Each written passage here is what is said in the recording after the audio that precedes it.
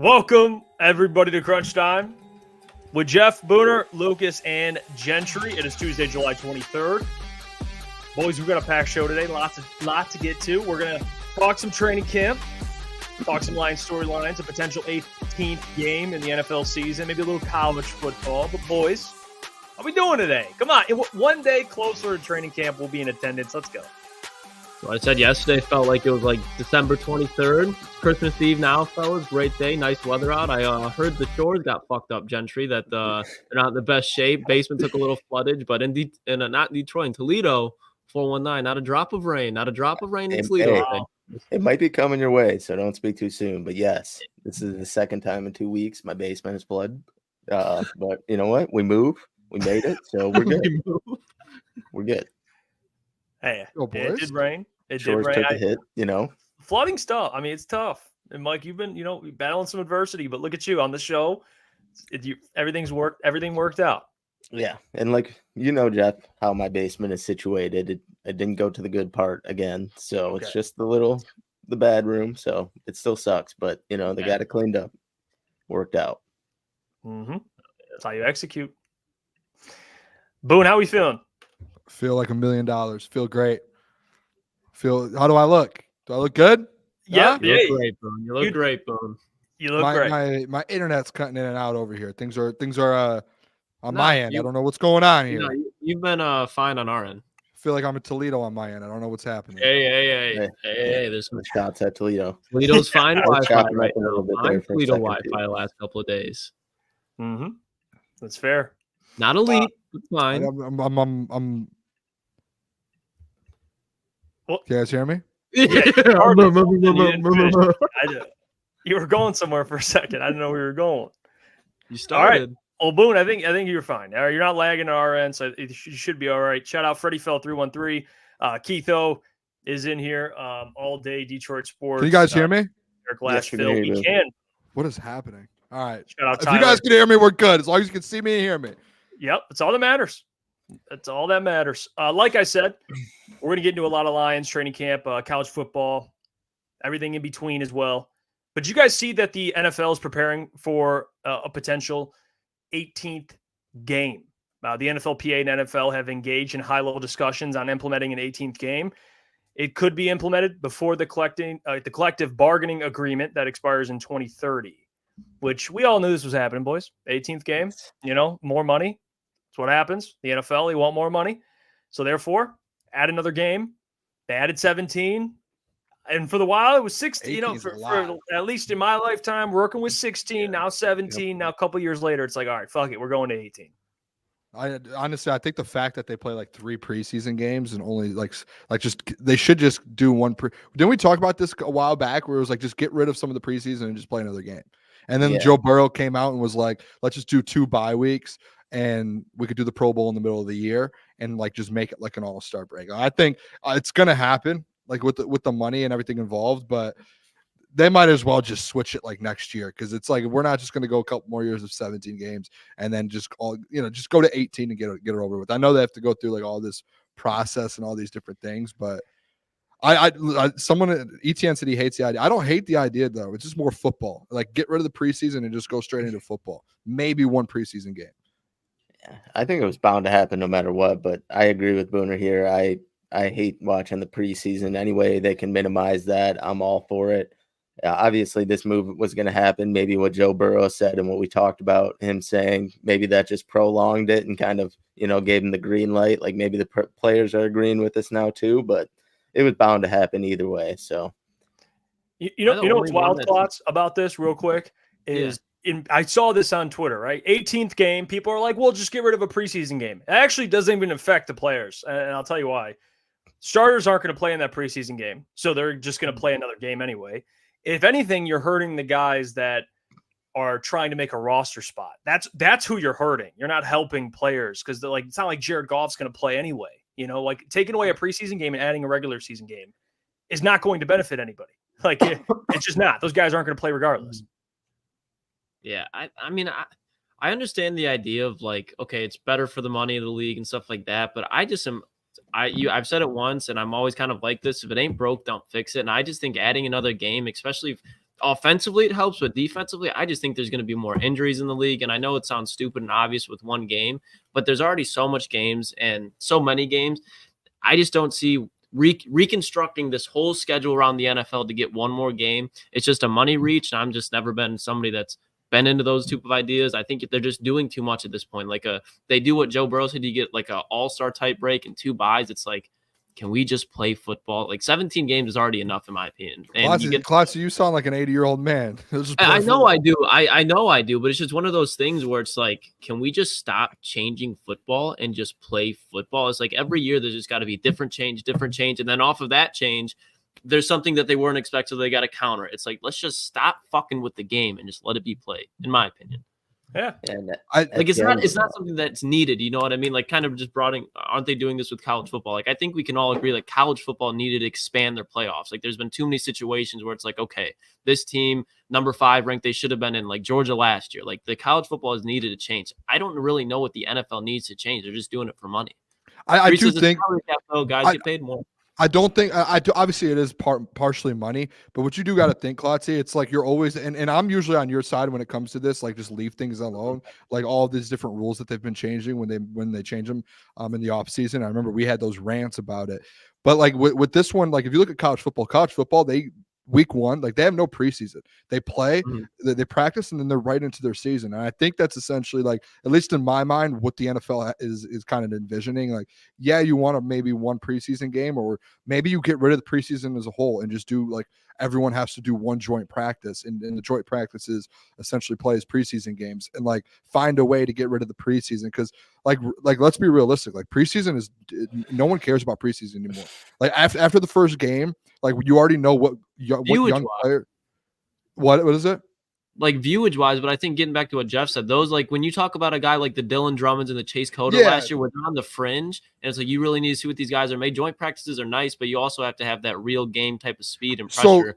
Because quarterbacks can get hit, stuff like that. That is where it's like, okay, let's have one preseason game, but having 3 of those types of games, or even 2 of them, makes no sense. It's like, and in college football, like, yeah, there's not guys that need to make teams, but there are the guys who are trying to fight for positions, and like you see quarterback battles all the time. Look at Michigan a couple years ago with Cade McNamara and JJ McCarthy, to where they were in the regular season because there's no preseason, having to try and figure this thing out. And I know it's a little bit different because it's college football, the NFL, but if you can eliminate 2 out of the 3 preseason games and say, hey, let's just move 2 of those games to a regular season game, and they don't have to move the schedule around at all. All you do is just add it to the end of the year, and then all the playoffs get pushed back a week, and it actually benefits us as fans because now the Super Bowl is on Monday of President's Day or whatever it is, so everyone's off for the Super Bowl anyways, or the day after the Super Bowl anyways, that Monday.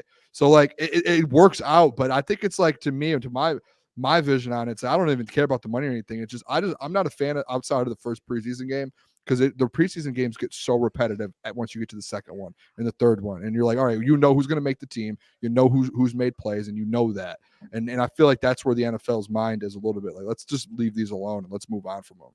I do disagree that college football and NFL, they're the same, because in college you're not going to get cut. You know, like that's like the different. Like you're right. You're fighting for positions. You are right. But that's right. But if you have one preseason game, you still get that look, though. Yeah, but you get one shot then. You get one shot. You know, like some guys don't play to the second preseason game, or they play more in the second and show more in an actual game situation. So that's where I disagree on like the value of preseason. I think from a viewing experience, I'm with you, Boone. But in terms of guys like getting jobs, that's who you're affecting essentially. Like those guys that, you know, you have one game, and if you don't play a lot in that game, you're screwed. You're cut. No one really knows. You know, well, not at that point. I guess you eventually you can try out for teams and stuff, but like that, it's a big opportunity for the players that aren't big names, as opposed to college where, yeah, you might start or you're a backup, but you're not. They don't just tell you, all right, pack your bags and get out of here. You know? Yeah, I guess that's right. I just feel like training camp, like literally they started training camp today, and you don't play your first game till September. Like you have 2 months essentially, or a month and a half. Of training camp practice, say joint practices. A lot of the starters say joint practices are essentially like preseason games, because you're going at such a high level and you're playing basically scrimmages with these teams, except you're getting you're able to do the positions in scenarios you want to. So I just feel like if you do that in one preseason game, you should have a good idea. I don't know. I think it's a good conversation. Yeah. It's guaranteed that they move to 18. Like the Players Association still has to, like, they have to sit down and speak with the NFL and they have to negotiate everything still. So it's not like a locked in deal, but they're having the conversations. I'm interested to see what the players feel, because This is a very valid point by Coach Walk that I can definitely get on. It says the NFL Sunday cost me 3,916 games, 4,617. Can imagine be 5,500 for 18. Yeah, we got a Sunday ticket should be free at this point, fellas. Just got to get Red on YouTube TV. But I think there should be 2 maximum games. And to Lucas's point, like injuries in the NFL are like at an all-time high. So that's like one reason I could see why like people are pushing back. Like seems like every other game a star player is missing from a team or whatnot. And then what Tyler and Etienne have bringing up rather is the record books are pretty much chalked after this. You add that extra game. Who knows how many extra yards people are going to be going for, how many more TDs and whatnot. So all that history in the past is kind of just washed. So that's another thing they'll have to kind of account for or take into factor when they're making these changes. But I still agree, Boone. I totally head to head with you on that. Minimize the preseason games, 2 games maximum, and then get them out of there. Get them out. Doesn't want to get them out. Don't want to watch. Get them out of there. I mean, 2 bye weeks. Like Joe Burrow brought up. I think he brought up having the Pro Bowl in the middle of the year, having more bye weeks. I think that's a way to help it. I'm cool for more football. Let me be very, very clear. All right. Helps. Sounds like you're anti-football over there. Well, it helps our channel. It helps my viewing experience. But the only reason why I was pushing back on what you said, just because I do think the preseason matters to some. But in terms of an 18th game, I'm cool. As long as the players, they approve it. But, more football, I'm happy. Then we get a shorter offseason, 1 more week. So I'm cool with that. I don't hate that at all. I don't think in 2, like the injury part, I don't think 2 bye weeks. If they do 2 bye weeks, that's good for your team. Like, look what the bye weeks has done for the Lions. It's good. But what worries me is like the games like last year where Sam LaPorta gets hurt late. And I understand that he came back, but then what if you added a whole nother week that can be happening? I don't know. It's just, again, it's to me, it's the NFL games. You can get hurt in 17 games anyways. It's true, but I think there's more of a risk when you add another game, obviously. I just think the NFL is pretty much the premier sport, at least in America. I know soccer worldwide is, but I think when you start getting away from what made you so good, and I think the NFL is just because it's when you watch the NFL, I think it's just the best product because, it's not here for the longest, but when it's here, my God, it's fucking good. And the more changes you keep making, it takes away from the game. It's just, even the last 5 years, I think we can all agree that football isn't played how it used to be, for better or for worse. And I think they just continue to get away from the game that it once was.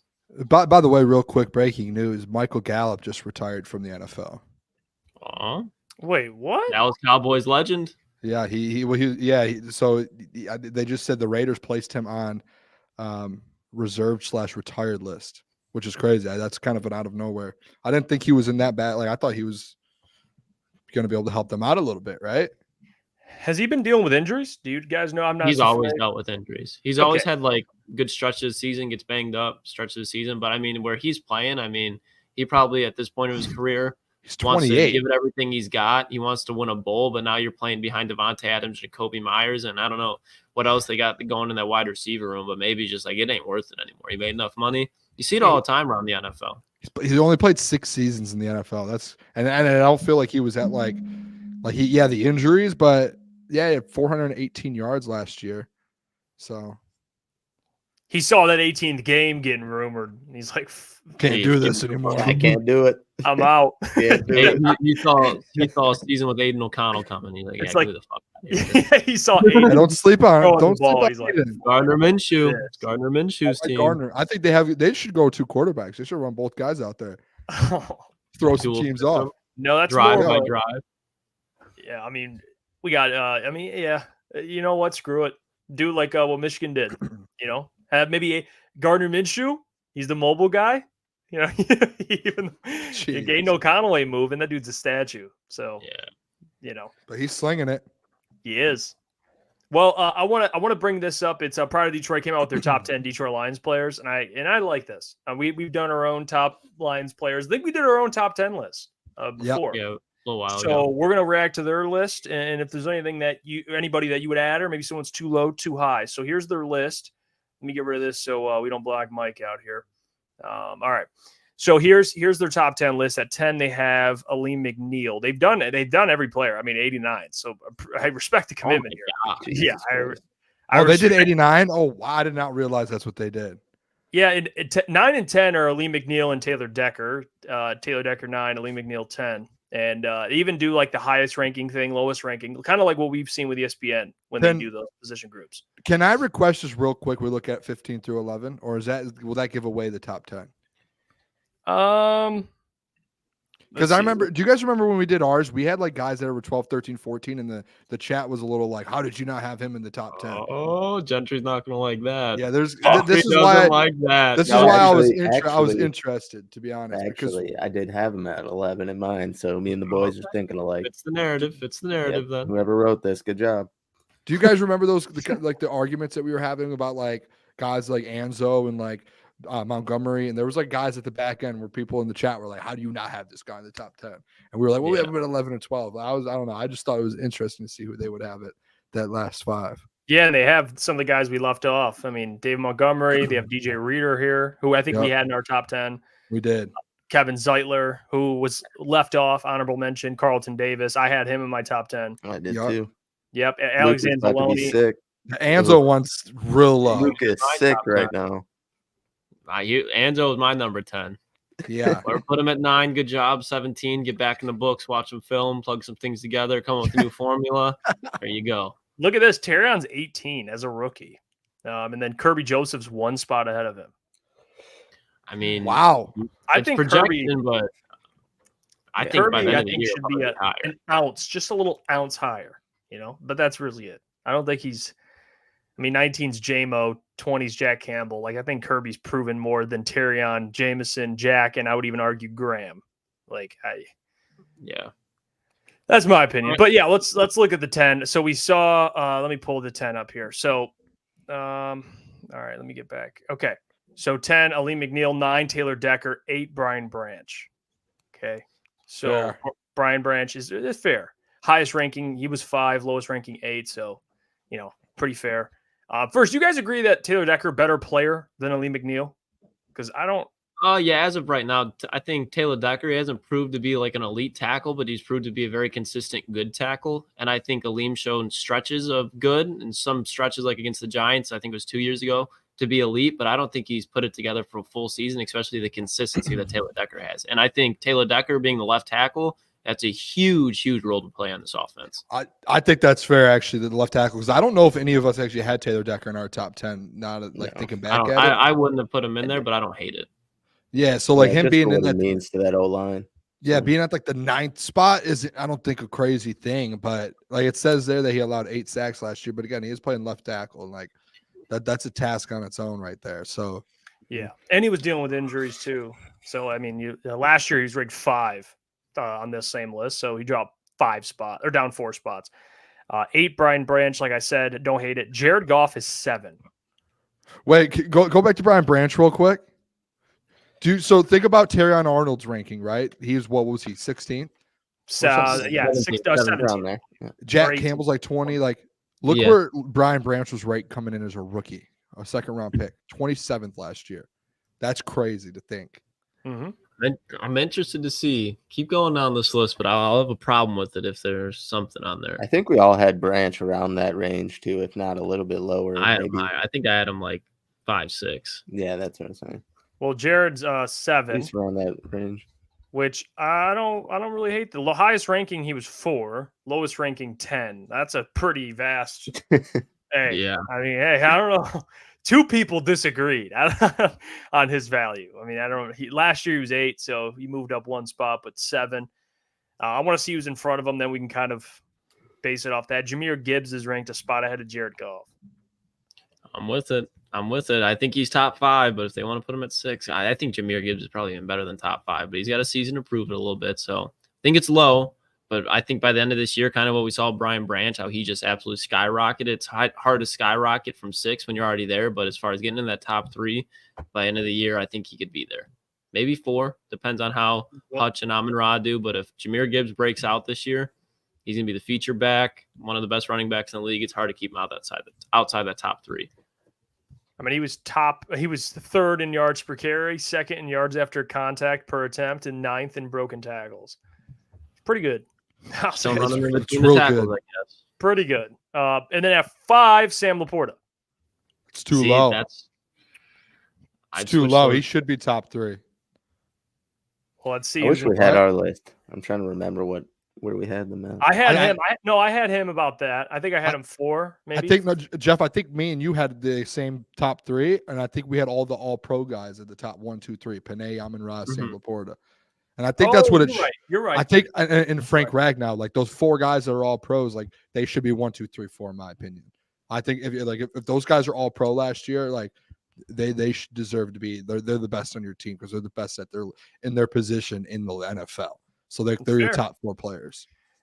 And then, he was 20 last year on this list. So it's wild. Moved up 15 spots. Number 4, Aiden Hutchinson. Surprised he's at 4. I think it's fair. It was 3, lowest 5. I think I had him. We had him at this spot, Boone, right? I'm pretty sure we had the same. Yeah, I think we did. I think we had Frank at 5, which people weren't happy about. Oh, I think me and you might have had Frank swapped around. I think you had him. Maybe. But regardless, yeah. I mean, Frank, we haven't gotten to Frank yet. He's higher. I'm sure he's like top 3. Yeah, obviously top 3. I don't hate the Hutch thing, though. He's top 6 at his position. And the crazy thing, real quick, with all of this is all of these guys in their position groups in the entire NFL, like they're all top 5, essentially, the rest of these guys in their positions. So it's like they have to be in your top 5. It's like you can argue. It's like, hey, pick your choice for your order at that point. Yeah, like value to the team and stuff. I do think there's a 1A that you can't like. I don't understand, in my opinion. I know he didn't have the best year, but if Hutch wasn't on this team last year, they're not even sniffing the playoffs, in my opinion. Maybe they might sneak in the wild card round, but this defense is just getting absolutely sliced in every way. I think in the way that he affects the run and the pass. I think, in my opinion, I do have respect for Frank, but I would put Hutch in front of Frank, to be honest.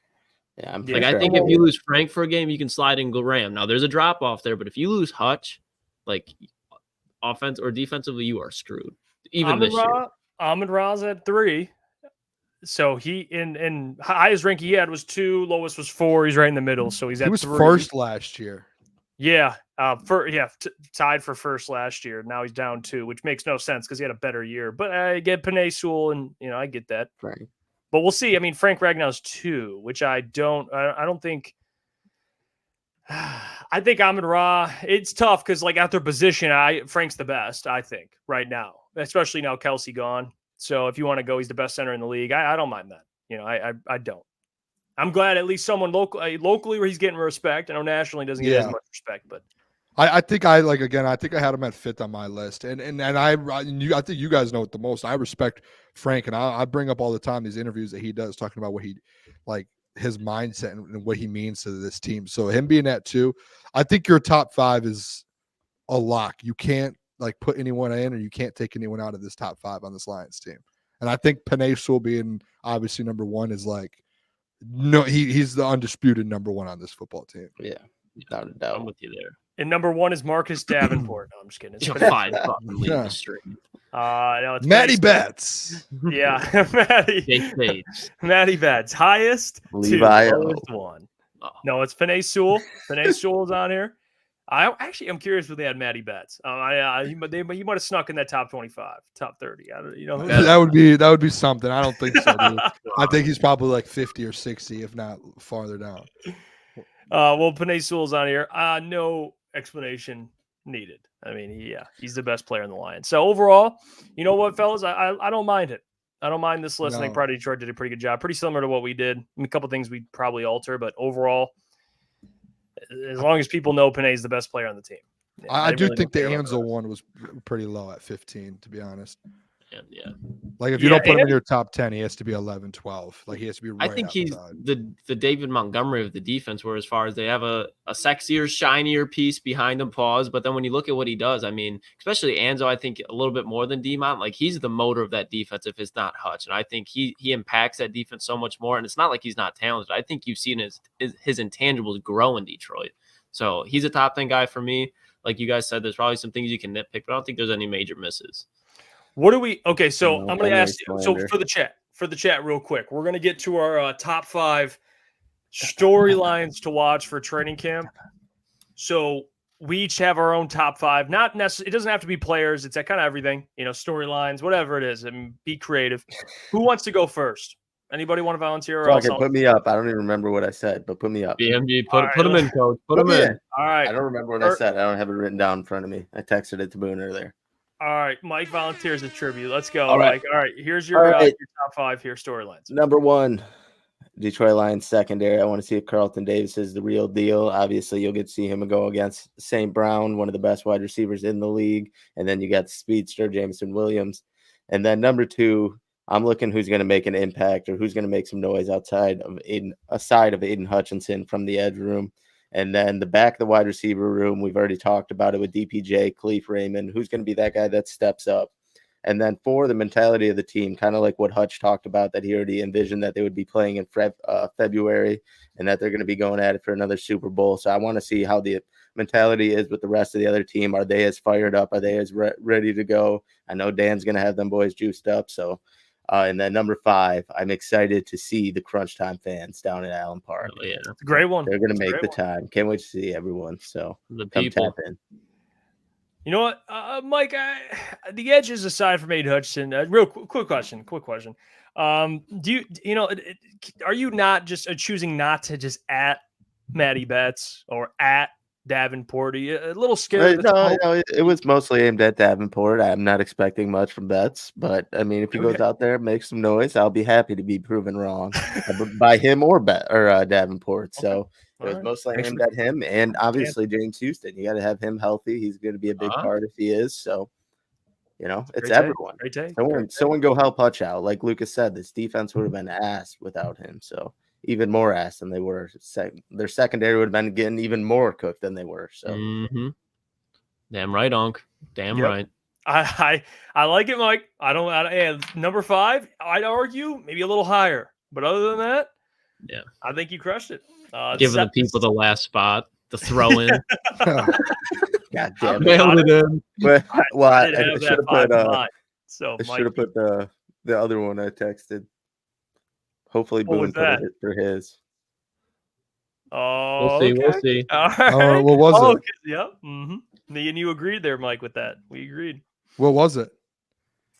We'll have to see, Booner. Very specific player, Boone, that, you know, Michigan man, played wide receiver, very fine player. Oh no, I wasn't. It's in mine. Yeah, I don't know what's going on here. I was talking about the JMO stuff with our good friend Doc. Oh. See if he brings a girl. Oh yeah. That was funny. Well, let's. I like it, Mike. Good job. Let's get to. We'll do yours next, Lukas. Well, you could just go next. Sounds good. Let's see what you got. So here's. You. All right, Lukas. Top 5 things to watch for Lions training camp. For number 1, I don't think it should be any surprise. Jameer fucking Gibbs. Okay, I think this guy is going to break out, and he has the potential to be the best offensive player in the NFL one day. I think this year he definitely is going to break the national name if he hasn't already. I think he's a household name, and I think he's a guy that's going to be top 5 running back. And I just can't wait to watch him work, especially early on, to see how he progressed, because we saw him a little bit last training camp, but we really didn't get to see that much. So just to see how he's grown this offseason, and to go with that. Boys, I don't know if you remember Scotty Montgomery running those running back drills, but that was just entertaining to watch, because if those running backs messed up once, it felt like when I did the laundry or something at home and I forgot something in the dryer. What the fuck is that? What is that? I'm like, Dad, what's going on, Dad? He's like, restart the washer. Go restart it. And Scotty Montgomery does not play around. It's amusing to watch, and that's why this running back room is so disciplined and so good. Watching Scotty Montgomery work, he's definitely one of those guys that I don't know if he ever will be a head coach, but he definitely commands the hell out of the running back room, and I think that's just something that's entertaining to watch. And something else going to be entertaining to watch is, can DPJ, the Michigan man, prove Booner wrong? Now, Booner, there's been shots fired recently. You calling me out about Marcus Davenport, Levi O, with your doubts with them. So I'm just repaying the favor here. But this is more so going just with the Donovan Peoples-Jones, with the wide receiver room as far as the depth. I'm excited to see. I think DPJ is still going to be the same guy. I think he's going to be fine as a wide receiver 4. Can I be wrong and Booner's worries be confirmed? Absolutely. But I'm just excited to see what the Antoine Greens, being realistic over here, brother. Isaiah Wilson out of Illinois, just the back end, Khalif Raymond, really see what we're going to get at this wide receiver 4 spot. And then the Levi O show. I'm very intrigued to see what Levi Onwuzurike. This is going to be the first season he's slimmed down. He's healthy. This is the healthiest he's been, and I do not think he's going to make the roster, but there's a chance that he will. I think it's going to be a very polarizing topic, especially when you look at this defensive tackle room, because with DJ Reader potentially not starting the first couple of games, they're going to be seeing what they have. Is it going to be Broderick Martin out there? Is it going to be Levi O? Who's it going to be? This is the last shot for Levi Onwuzurike. He's got to lay it all on the line, and I'm just interested to see how it turns out. Whether I'm right or wrong, again, I'm just interested to see how it turns out.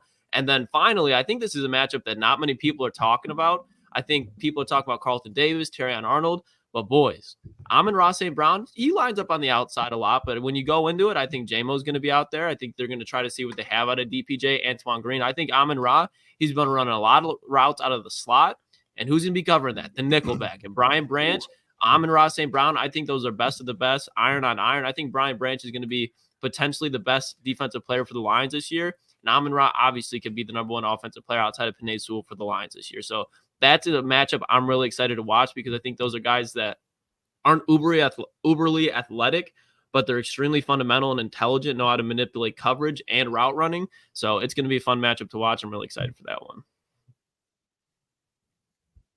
You know, my favorite, I'll just say my favorite, Scotty Montgomery restarting a drill, because we saw him work. We all went to training camp last year. Remember, we were right at a front row seat to Scotty Montgomery absolutely chewing out the running backs. I think Jamar Jefferson, obviously Jameer and Dave Montgomery, but who's Zonovan Knight?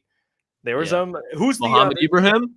Yes, him too. Craig Reynolds, he was absolutely just chewing those guys out. Guys. I still remember watching when Lucas watched Gibbs do his first drill. This dude's mind was blown, just blown away. Gibbs was getting the biggest round of applause from the crowd after everything he did. He was just cutting up. The bro would pick up a fucking water bottle and you get a round of applause, as he should. Needs a first round running back. You better back in football. I like it. Can DPJ prove Booner wrong? Yeah, we might have to bring Robert Woods home if not. Yeah, wait, what's going on? This is unbelievable. I mean, I've been put on the stand, Booner, 3 times in the last 2 shows for being critical of Marcus Davenport, Broderick Martin, Levi O. You've been very critical of DPJ, so I'm kind of letting you have the floor here. Yeah, no, it's DPJ. What? Wow. He had one good year. He's in Michigan, man. The difference between me and you when it comes to Davenport and DPJ is I still have faith in DPJ, and every time I hear his name, I don't brush him off. That's the difference between me and DPJ and you and Davenport. So noise is what does it. I still think there's an opportunity in the wide receiver 3-4 room with DPJ and Khalif and Antoine Green. We haven't seen it yet, and I think I guess we both have kind of a little bit of sample size when it comes to minicamp, because minicamp we heard nothing about DPJ and everything was Antoine Green, and in minicamp, to your point with Davenport, that man's on the PUP list already and he's hurt. Yeah. So it's he's a starter, Boone. That's why I'm a little bit more because Donovan Peoples on a wide receiver 4. I'm not losing sleep. Marcus Davenport is the starting defensive end. I don't know if it's like can DPJ prove Booner wrong, because it was more so everyone in the Detroit Lions fan base should be looking at the wide receiver room and 3 and 4 and be like, okay, who's stepping up? You know what I mean? Who's going to be the guy? And I don't think anyone knows. You can't look me in my eyes. You, Klotzy, Gentry, Jeff, anyone in the chat, Shift God, Diggity Dog, J-Rod, ETF, no crazy clown. No one can look me dead in my eyes right now and say they're confident with one of those guys. 100% confident that they're going to go out there and put 400 or 500 yards up this year. You're not. That's a lie. No one's confident. They don't need to put up 400 or 500 yards, but I think DPJ you're not confident, though. Yeah, I'm confident that DPJ can go out there and give you 300 yards. I absolutely You're saying 100% he's going to, no matter what. If he makes the roster, I definitely think so. Absolutely. Do you see what you just said? If he makes the roster, that means you're not confident. I obviously can't see in the future if they want to decide to cut him, whatever, to save cap. I don't know. What I'm saying is Donovan Peoples-Jones is on the 53-man roster, which I fully expect him to be. If you're telling me, give me 300 yards, DPJ, I absolutely have 100% confidence he can do that. I have more confidence that DPJ can do that than Antoine Green or Isaiah Wilson. I have more confidence out of anybody outside there, probably Khalif Raymond in the back end. And Khalif Raymond's going to be your wide receiver 3. Wide receiver 4 is what we're talking about. 300 yards. He better get 300 yards. We can play 300 yards is nothing. I'm you need him to get 400 or 500 yards. You need him to get 400 or 500 yards. No, we've been down this road so many times where the yards are going to get replaced and the defense is going to be better. Yada yada. Like 400 to 500 yards is not a need. Would it be nice? Yeah, but he doesn't need to go out there and get 500. It's not like the offense is going to fall apart. 300 yards, that's all you need. I don't understand why I get like I'm the crazy guy for saying, hey, no, you're not like, crazy. A guy that didn't work out and play much last year and who's at a weird point in his career where he's trying to find his groove again, like that we're sitting here relying on him to be our third option. Like, why are we acting like a third option in the end in today's fourth? Okay, we need the Khalif the third, but like, why are we like in today's NFL we're acting like the third, fourth option wide receiver isn't like when you see teams like the Chiefs doing what they just did with their wide receiver room. These are the same questions I ask about Levi and Marcus. So basically you're telling me you agree with me then? No, what I'm saying is you'll come at me about Marcus Davenport as a starter, but Donovan Peoples-Jones as a fourth string. You can't. You got to question that. And if I bring but outside of injury, Davenport has proven he can produce in 1 year, just like Donovan Peoples-Jones had one really good year. Couple more. No, I mean Boone. Remember what I said? Didn't we have our like takes we were giving out for training camp? What was my take? DPJ is going to prove that he is a guy that you can at least you could be confident to be your wide receiver 4. Like that was my take. So I'm still confident. All right. Who was your wide receiver 4 last year? Let's sort it out. Last year Amon-Ra, they had J-Mo, Josh Reynolds, Khalif Raymond. Okay, yeah. So I just want to throw this out there, and this isn't me being like, this is just me being honest. Khalif Raymond had 500 yards last year. But what did J-Mo have? I'll wait. Yeah, but J-Mo was your wide receiver what? He would have been your 3 or 4 at that point going into the season. Okay, so he had 400. So you're losing 600. You're losing 600. And so then you have to replace 600. And now secondary gets better. Defense allows less passing yards. Gives you opportunity to run the ball more. To your point, kickoff rules. You're gonna have. We're just acting like. No, we're not. But what we're saying is all I'm saying is I get put on the spotlight questioning a defensive end that's starting. I'm now just putting the spotlight on a wide receiver 4. All right, that's fair. You know, and that's we. And by the way, too, we keep this going real quick because I have said the number one concern on the Detroit Lions defense is their edge room outside of Hutch. Like that's the number one hole on this team. So I don't think it's crazy to talk about a wide receiver hole as well. If you have no clue, like we're blinded right now with what's going on in that room. Which there are pieces, but we are essentially we're still sitting there blinded on what's going on in this room. Like, am I wrong? Am I wrong? Anyone? I'm very confident in this room. Antoine Green was getting first-team snaps over DPJ, but you just said you're not worried about Antoine Green. If they believe that Antoine Green's better than Donovan Peoples-Jones, then that's fine. I have faith in Antoine Green being a wide receiver 4, especially when you look at the amount of weapons on this offense, the offensive line. This wide receiver 4 spot, I think, is going to be completely fine. The Kansas City Chiefs wide receiver 2 last year was Justin Watson. Like, if the Donovan Peoples-Jones is wide receiver 4 for the Detroit, I'm not sweating it. I understand they have Patrick Mahomes, but the Lions have a damn good offense too. I will say I'm starting to fall a little bit more for Antoine Green stepping up than DPJ right now. See, that's where I pull away. I mean, but it happens. Yeah, I don't.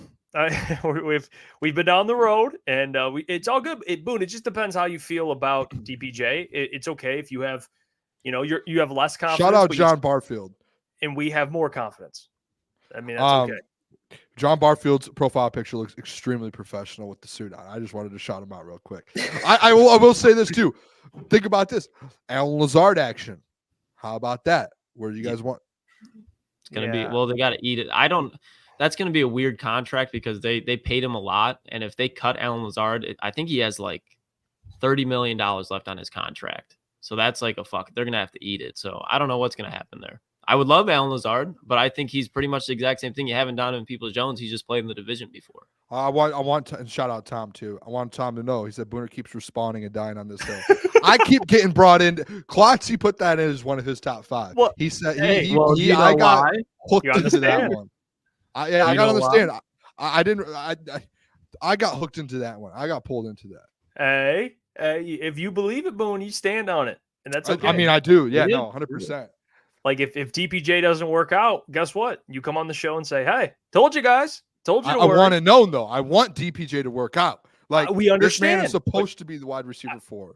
I get it, and that's it. But I just think Robert Woods, like if they brought in Robert Woods, it'd be like, Yeah, I don't really care about Robert. I'd really yeah, get he'd Alan be like Lazard. battling him and DPJ. I troll Booner about that. That's Bobby not for real. He Trees, doesn't Bobby actually Trees. believe that. That's No, just I'm not. a But bit I'm now. throwing out an example of someone who could be available. Like they're all going to be in the same tier. Like Antoine could beat out Robert Woods. I wouldn't be surprised if that happened. So unless it's Alan Lazard, I would agree. It's a little bit of an upgrade. Yeah, Let's like get to if there's Booner, there's going to be some guys that get cut. There's going to be some casualties out there. Go find one. well, Boone. Isaiah Hodgkins. Oh, Come on, guys. Boone, talk to me. Super Bowl. Top 5 things to watch for Lions training camp. What do you think? Here we go, boys. Booner. All right, let's start. You guys want to start from 5 and go to 1? Let's start from 5 and go to 1. 5. I think one of the boys already had this. Is a new and improved Detroit Lions secondary. I think that's going to be like a battle because you do got to think like the matchup with that Lukas Klotz said with Amon-Ra St. Brown, Brian Branch, or Carlton Davis. You're gonna have J-Mo and Terrion Arnold. Like you're gonna have a lot of different matchups that you're gonna be seeing from that secondary with a Detroit top 5 offense in the NFL. Brian Branch, where's he gonna be at? Where's Iffy? Is Kirby gonna be playing? Like there's going to be Amik Robertson. I just keep naming them. Is Emmanuel Mosley gonna be back for camp, boys?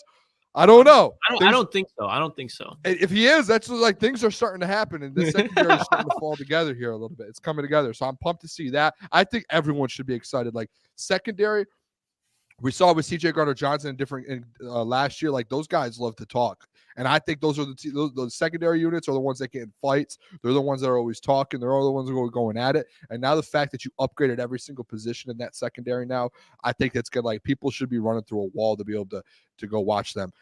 Fourth one, number 4. I think this is one of the most interesting ones, fellas. Ben Johnson, the best offensive coordinator in the NFL, and Aaron Glenn, another who was a head coach candidate and is considered one of the best DCs in the NFL, even though the numbers haven't showed so. This man has every piece now. Do you guys remember Deuce Staley and Aaron Glenn a couple of years ago in Hard Knocks? I know Ben Johnson doesn't talk, but I think when we get into training camp and when we get in there and get going, I think you're going to start seeing a little bit of Ben Johnson, Aaron Glenn, maybe not screaming at each other like those two. They're going to be battling it out. They're going to be going at it. So that's where I'm a little like, I cannot wait. Like imagine those scrimmages, like those game actions. I can't wait. I'm just thinking about Ben like chirping AG. Like Ben gets unhinged. He calls like his favorite play call. It works to perfection. He just starts chirping AG, getting in AG's face like Deuce did. AG would probably Yeah, what does Ben's trash talk look like? Like nice guy trash talk or something? Like it'd be. He probably he's one of those guys. I bet if Ben has to start talking shit, I bet he starts running his mouth.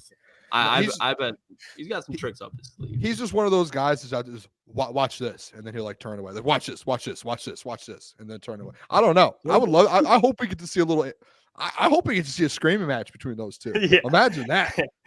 Well, someone lays a hit on Jared Goff or something, and then you get Ben going. Like, here we go, boys. It'd probably be Levi stumbling. Booner, you'd get into a screaming match. Someone lays a hit on Jared Goff. Oh, I for sure would. I for sure would. Like, Don, stand back. I got this. Come on.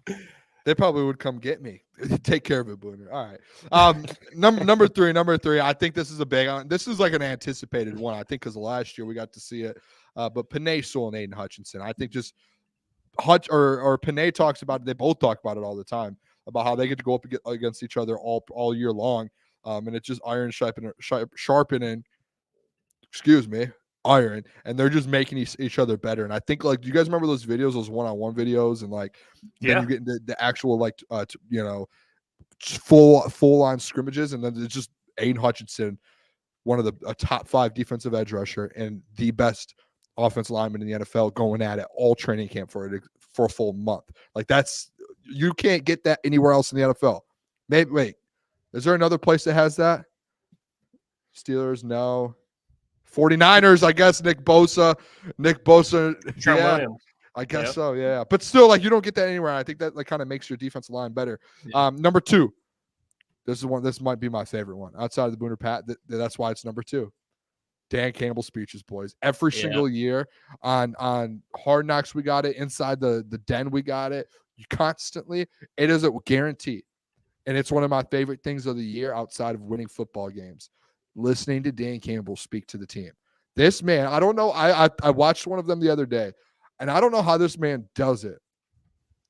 how do you just think of these scenarios and these things to say to your team to get them going? Like some of these stories and the things he says, I'm just like, how do you even think? Like, I don't know how. Like, I don't know. Like, he was like, we'll meet anyone anywhere, and we'll go to a landfill, and we'll like. This dude just knows how to get people going, boy. Got that dog in him, Boone. He does. He's got that dog. That's why he's right at the. I almost said the leader of the Booner Path. That is me, but he's right there with me. He's a co-signer, that's for sure. He's a funder, an endorser. He is. So I don't know about you guys. I think that's one of my favorite things at all training camp is getting to hear Dan Campbell's speeches. All the NFL Boone in the offseason. I think people just around the NFL wait for that. Yeah. Yep. Viral moment waiting to happen. I could put up a Dan Campbell clip like right now, and I bet you by tomorrow morning it's viral, and our video has 100,000 views. It happens every single time. Yeah, if you have one, I don't care if you have one ass cheek and 3 toes, I'll beat your ass. Where the 3 toes come from, dude? That's where like, don't you guys like? Does anyone ever think about like Dan says stuff, and you're just like, where does that come from, bro? You know what it honestly probably is, because he's from Texas, isn't he? That's like some shit that you remember when you get yelled at. Like all the good one-liners I have is from when I'm getting yelled at by my pops, and I'm like, oh, I can't wait to use this on somebody. It's just like the bite in the kneecap thing. Who thinks like we're gonna bite a kneecap off? And he did it, and it became like a thing. Like this dude is like, every year you get a legendary speech out of this guy, and they just never get old. And then number one, boys, I don't even know if I need to explain this, boys. Like the chat knows it, I know it. Starting tomorrow, when the Detroit Lions take the field, that is the absolute start of a Detroit Lions Super Bowl run. Tomorrow is day one of going to a Super Bowl and winning a Super Bowl. And that's where the Booner Path starts. That's where everything starts. That's where we go. And we go on the front line, boys. And tomorrow until February, whenever it is, 20th or 18th or 15th or 6th, whenever it is, I should probably figure it out. The Booner Path and the Detroit Lions Super Bowl run starts tomorrow at 8 a.m. Dan Campbell has a press conference, and it goes on from there. And we don't look back. It's week by week, 1 week at a time, one practice at a time, one game at a time, boys, all the way to a Super Bowl and beating the Kansas City Chiefs in the Super Bowl. That is what I'm most excited for through training camp. I can't wait to go out there. It's good. Wins the game.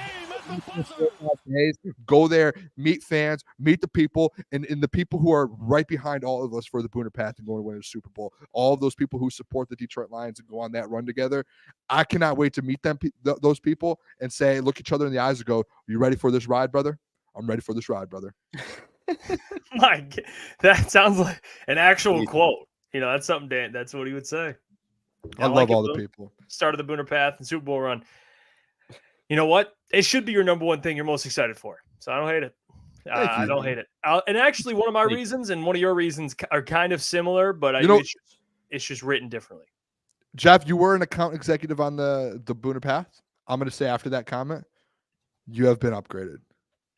Okay. You are now officially a regional manager of the Booner Path. Michael Gentry, you are now a national. I don't want the pity upgrade, Boone. I don't want it. I was going around the room to give upgrades. I was going around the room. All right. Then, hey, you're back to an executive, account executive. All right. Thanks. I play a hard game here. I'm Dan Campbell. Don't forget who I am. We bite kneecaps around here. I did my time as janitor. Yeah, I put in a good word for you, Mike. You know, Thanks. Jeff, that comment really got you there. That was good. I like that comment. Appreciate it. I respect that comment. You are now a regional manager of the Booner. Well, Gentry's the assistant to the regional. Yes, you're Dwight Schrute. I get Jeff his coffee, whatever he needs. Yep. You know, you'll move up. Clean the toilets. You know, throw a piston jab as you give him his coffee. Yeah, coffee's better than Killian. All right, relax. All right. All right. Well, here's mine. All right, here's my top 5 things. Top 5 things to watch for Lions training camp. Number 1, easily Jameis Williams versus Terrion Arnold. Wide receiver 2, cornerback 2. And I think those two, you got a guy in Jameis Williams who is expected to show out, play extremely well with his speed. 2 Alabama guys as well, 2 guys that are very familiar with one another, friends. And Terrion Arnold, I think we'll be ready for that challenge. I think it's going to be interesting to see how he matches up with J-Mo in a year where everyone expects J-Mo to go ball. I mean, you heard Iffy, I think today or yesterday, come out and say he believes J-Mo got faster. That was something he said. He's like, he looks faster. I don't know how that's possible. I don't. So I cannot wait to see him and Terrion and those two going at it. Number 2, Jack Campbell dominating. I mean, do I have to really explain this one? I mean, Klotz, we're going to find out, all right, at the end of training camp. Not that you don't believe in Jack Campbell, but that you believe that Alex Anzalone is still the number 1 linebacker, the best linebacker. I think Jack Campbell is going to give that man a run for his money, might even mess around, and people might be like, damn, Jack played extremely well. Big season incoming for Captain Jack. So I have him at number 2.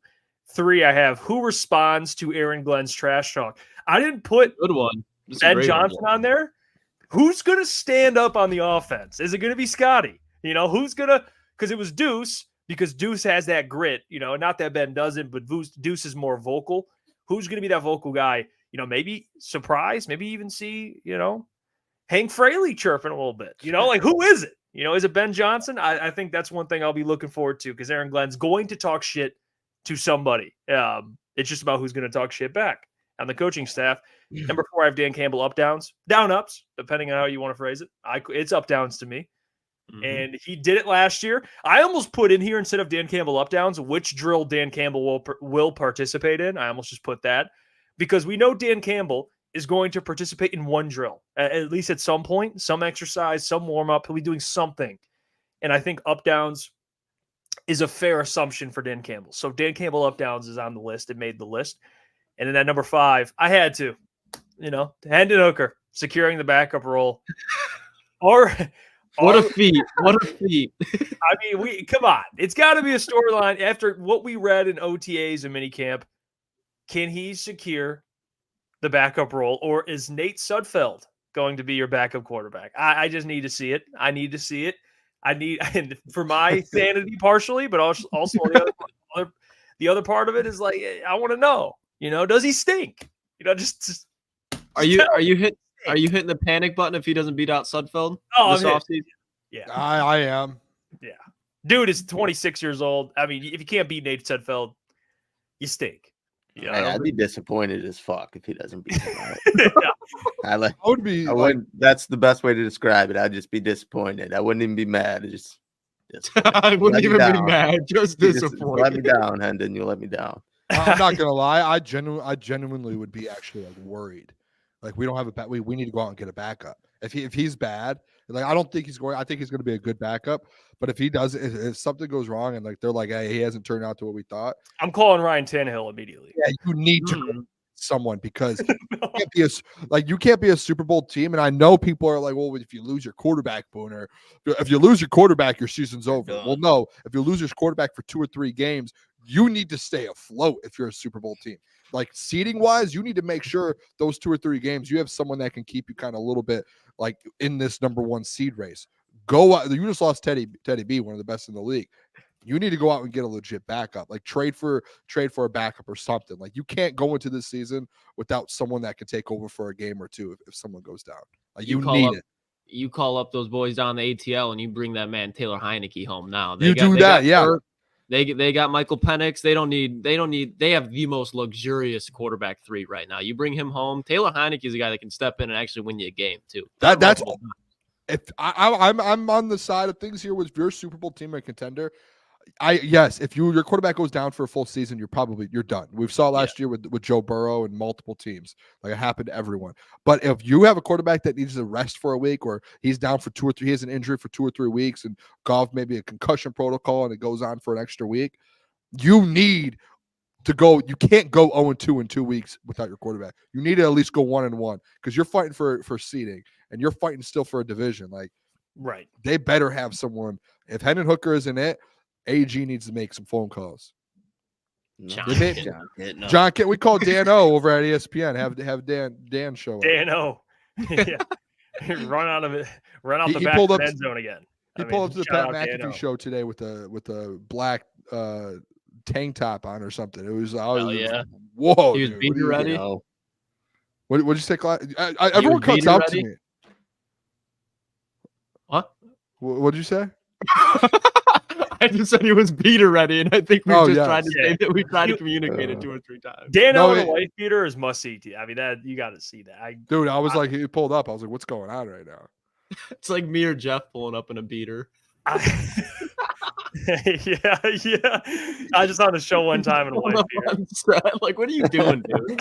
Who are you trying to impress right now? Just get back in your. I'm in Ra. Ra's just been wearing a beater for That's like he's always been wearing those fucking things. His signature. I've never seen him do like interviews and stuff with one on, and now it's like he did that. He did the pivot with one. Yeah. I'm a fan of the beater. I am. Yeah, I still have them. I still have them. I'm a little overweight, so they don't really work for me. Yeah, but I don't know if a beater is your move. Yeah, no, you would see some things you don't want to see. Okay. Anyway. Yeah, well, you know, there might be people out there. Boone. I mean, hey, look at Steve Lemus' wife beater or do-rag Hefe stepping out of. Oh my gosh. Yeah, no, you don't want me. Mile, Hefe. You don't want me to see that. You don't want me to do-rag. Yeah, we really don't. We really don't. You don't want that. But yeah, that is my 5. I think I like this 5. I think Dan Campbell doing up downs, and I see Rock Down Lions. Shout out Will. He commented earlier that Dan's on his 3rd knee surgery, so if he does up downs, it's grit. So is it up downs or is it down ups? Because I grew up thinking it was down ups because you go down and then get back up. Either or, potato, tomato. I've seen some debate. He wants to argue right now. It's up down. I'm holding back. At least for me, it's up downs. I mean, down ups, I guess, makes more sense because you start up, go down, up. Yeah. But that's like when they blow the whistle, down ups, whistle. Then you get going. Every time they blow a whistle, you go down. Chop your feet. What was it to you, Lucas? Lucas, what did you call it? I don't even remember, to be honest. I mean, either way, he's in Ohio. Like, they do everything backwards. Hey, we don't flood, though. Not on this Monday or Tuesday. Might not know the date. Yeah, see, everything's backwards. Everything's backwards for Toledo. Ghetto Boy Juan says, am I the only one not worried about Hendon? Jordan Love didn't have an ideal start, but look, people think he's better than Goff after 8 games. No, I think, I mean, I don't know where you guys are at with this. Like, I'm not worried per se. Like, now I think it's just a conversation like I'm sure Packers fans had with Love. His first couple of years was just like, hey, like we haven't seen anything out of him yet. Like, what is he going to be? Is he a good backup? Like, can we trust him if he comes in? Like, you saw Jordan Love come in multiple games when Rodgers, like, I think it was the Lions game. And I think the Lions ended up winning. I can't remember. Me and Klotz actually used to have an argument on that. Which one was it? With the Jordan Love, like, was he going to be a? Oh yeah, we used to go. I was not a Jordan Love. I think I was Jordan Love hater. I think I was pro Jordan Love. I thought I was like, we need to watch out for him. We were going at it. You know the difference though. Like, Jordan Love was drafted. He was 21 years old, and people knew he was a project a little bit. Like, healthy. He had upside, a lot of upside coming out of Utah State. Utah State, yeah. Mm-hmm. The Aggies. And I think for Hendon, he came out, he was 25. You know, he started in the SEC, beat Alabama. Like, there's probably less of let's wait and let him develop. I know it's the offense he was in, gimmicky. Like, there's time he has to adjust to the NFL. But I would assume that the timeline they both have, one shorter than the other.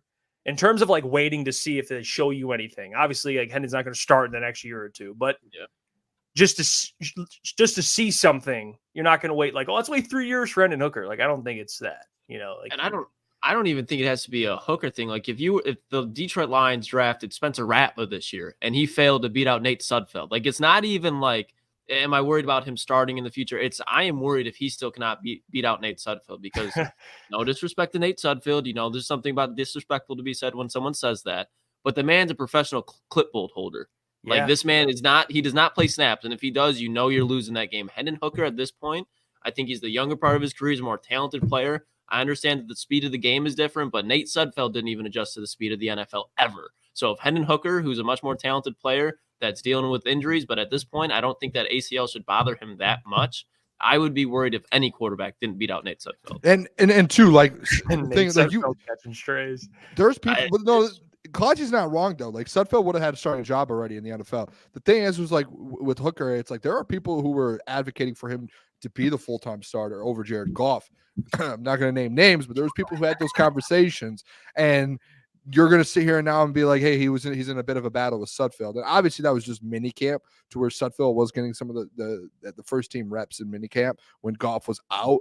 But I mean, I think like if you guys heard the conversations with Dan and them, like they're like, we think Hooker got it down towards the end of mini camp, and he should come back to training camp ready to go and ready to take over QB2. So I don't think there's any worries, but I think they're like, Jeff, to your point, on your list, it's something to watch out for. That's why you had it 5th, like something to take a look at. Yeah. Oh, Jeff, I'm sorry. I didn't know that. I'm sorry. That's on me, dude. I didn't know what I was setting up there. No. Yeah. I'm cool with that. Accountability is key in this business. All right. If I say things on this microphone, they will come back if I am wrong. And if I am right, it is my turn. You go, no. Yeah. Like Skip Bayless. It's my turn. But if I'm wrong, hey, it's okay. We'll see. It's something I'm watching out for. The man's got no doubt about it. Contract, doesn't he? Speaking of things to watch out for, shout out to Jeff Risdon because he wrote an article discussing the best matchups for training camp, and some of them are what we've discussed a lot on this show. But I'm going to bring up a couple of the things he kind of wrote here, real quick. And the first one,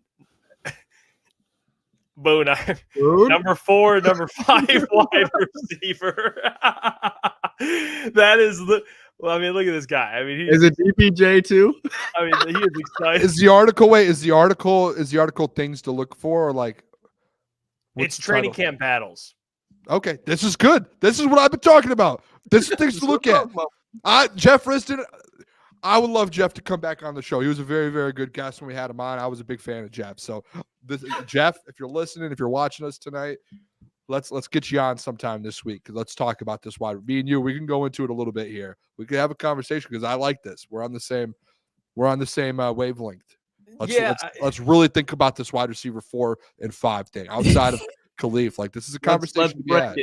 Yeah, let's break it down. The lack of concern from people concerns me, that you have a top 5 offense and we're like, who are some of our weapons? It should not be a question mark. I mean, I guess that's the benefit in a way of having a good team, is people were discussing the 4th and 5th wide receiver. Like, that's like your roster's set. Remember last year we could discuss any position group. Now it's like, well, what about depth? Like that's what we're debating. Like, what is Antoine wide Green receiver like? 4 and 5?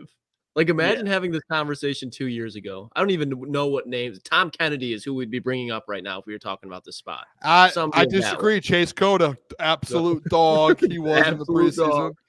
That's true, Boone. Very fine wide receiver.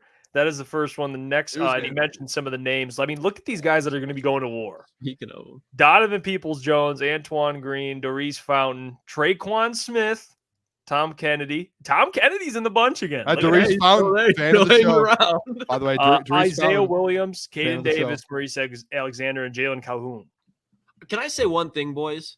Yeah, and sure. I think this year with the kickoff rules, I would be even.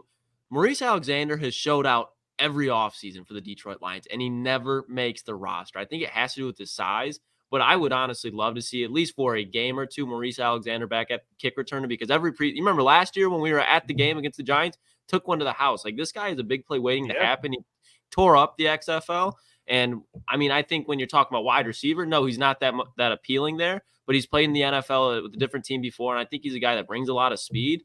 I have always wondered why he's never made the roster, because he shows out when he gets plays handed to him.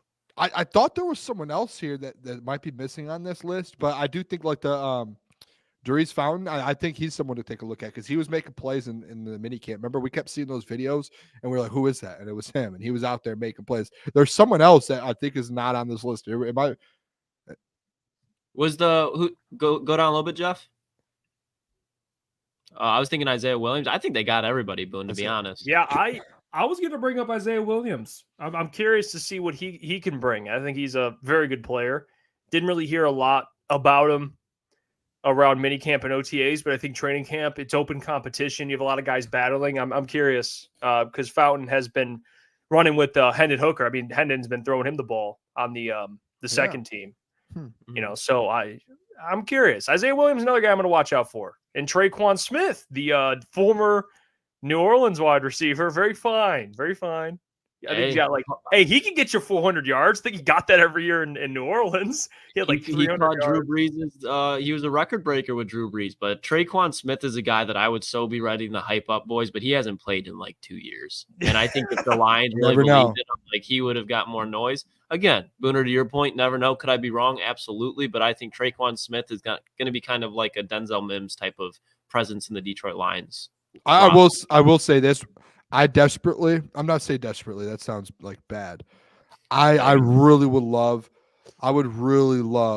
for one of these guys on the back end outside of J-Mo, Amon-Ra, and Leaf. I would love for one of these guys to have like a breakout year, and like a guy like Antoine Green or Maurice Fountain or Maurice Alexander, like one of these guys to just have an absolute breakout year and be like the kind of the Amon-Ra St. Brown type of deal. We're like, oh, where did this guy come from? Or an Isaiah Williams. And you're like, oh, we just got to steal. Like one of those Brad Holmes steals. I hope one of these guys turns into that this year. I wouldn't be shocked if it happened, to be honest, because you see it all the time on this team.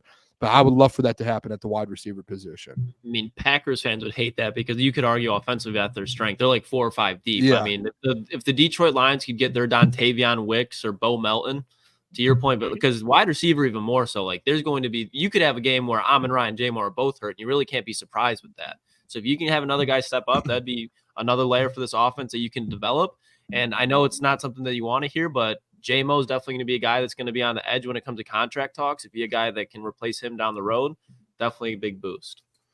The next thing he has on here for battles, training camp battles. First, obviously, number 4 and number 5, that wide receiver spot. The second thing is interior offensive line depth, which they just made a signing yesterday.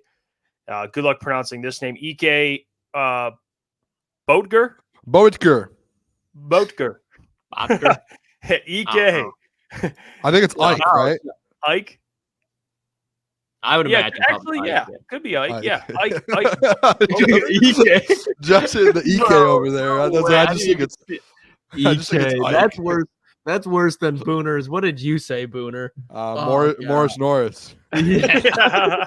It was just Maurice. Hey, you try pronouncing these names, all right? Ike Boetger.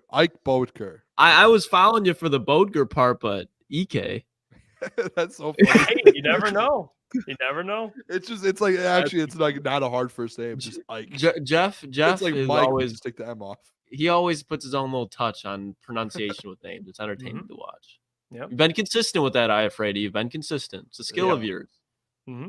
Hey, I got a lot of shit I'm reading. All right, I got to be on point. I can't shoot 100%, boys. Yeah, that is true. Ike Boetger. I'm gonna laugh if it is Ek though. That'd be weird. That'd be funny. Yeah, what? I told you not. Yeah, no, exactly. But yeah, they signed him, a left guard, played for I think it was the Bills. Yeah, former Bills guard. Starting left guard, by the way. And that was like 3 years ago, I think, to be honest. Though. Take it though, it's reps, Boone. He started at some point. Yeah, for sure. I mean, that's fine. Colby Sorsdahl is going to be in that mix. Yeah, you can pronounce these. Go ahead, Boone. Pronounce this one. Muti, Matt and then you Forniak, got this one. And Michael Neese and Kingsley Egukan. Dude, this offensive line room. Yeah, it's Jake Fraley's going to be reading the paper, like doing attendance. He's going to be like, Ike. Imagine what, like, God, I can't believe I'm forgetting his name right Kingsley Equalcon. Oh, Dan Miller. Imagine like when Dan Miller reads these rosters, especially for like the other teams. Like that's what I've always wondered when you're like, who?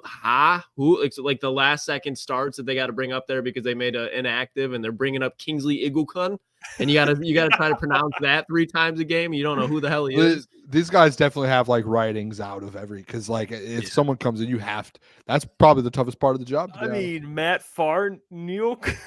Farniak. Oh, just foreign ass names, bro. I feel so bad right now. Gentry's talking and his mic keeps muting on him, and I could see him over there talking. He's trying to talk. Like yeah. We've been doing it for the last 5 minutes talking. Gentry, try to reset it. Just go off and try to reset it real quick. I don't think anything's been doing. It's gonna switch over anytime. Yeah, real quick, tough games for Dan Miller. Man. With the interior offensive line, though, guys, I don't know how like confident you guys are. I am kind of like, obviously, like Colby, he struggled a little bit last year. Again, I go back to like he got thrown into the fire in a game where he had to go play tackle, and he never played the position. They said literally he never took a snap at practice in the position he got thrown into last year, from what I read and listened to. Because I went on Klotz, I went on a little Colby Sorsdale research spurt there for a little bit, trying to figure out what was going on with him. I think Colby and I think Christian Mahogany are like, I think they're going to end up working out, if I'm being honest. If I'm being like, maybe not like full-on starters by next year, maybe one of them, hopefully, because if you end up losing someone, you need them.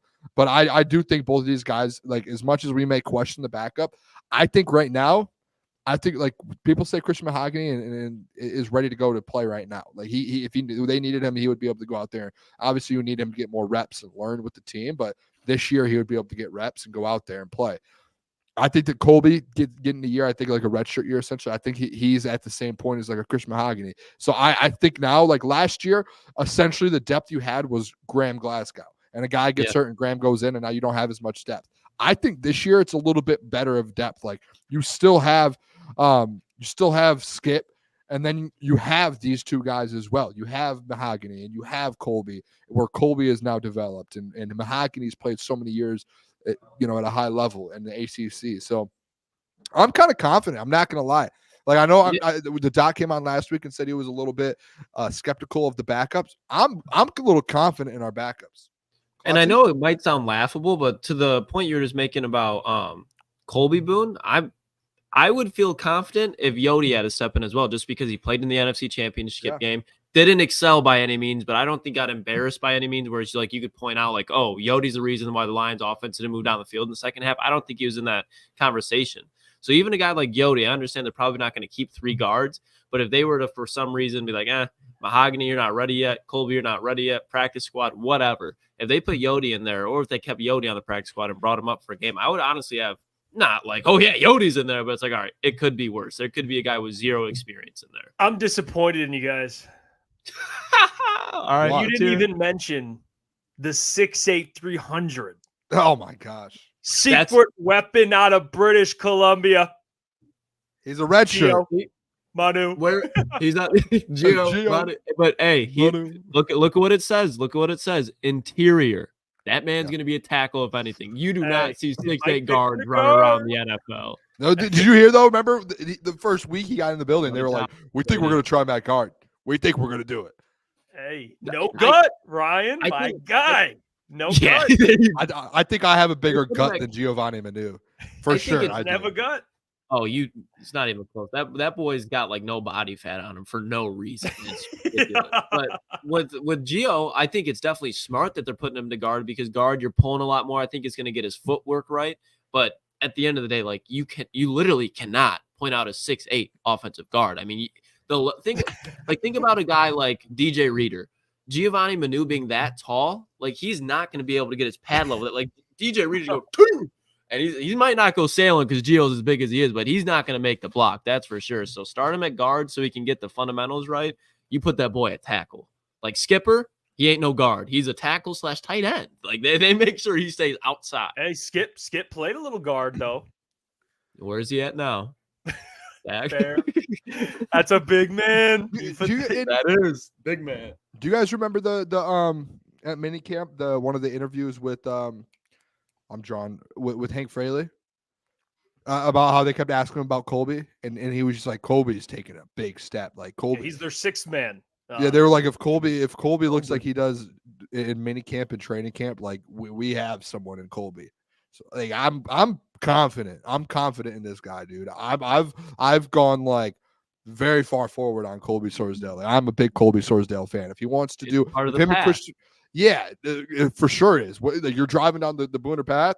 We're on our way to the Super Bowl Lombardi Trophy, and you look to your right, and there's Colby Sorsdale and Christian Mahogany doing keg stands, and you're like, "Oh, come on, boys, bring the kegs with you." And then they hop in the back of the truck, and we're on our way to the Super Bowl. Like those, I have faith. I'm interested in the Christian Mahogany thing, though. Well, I'm wondering that. See if that leg size really does matter. Yeah, I think he's like, as much as people are hyped about Mekhi Wingo, like we left the draft as Lions fans, like equally stoked about Wingo and Mahogany.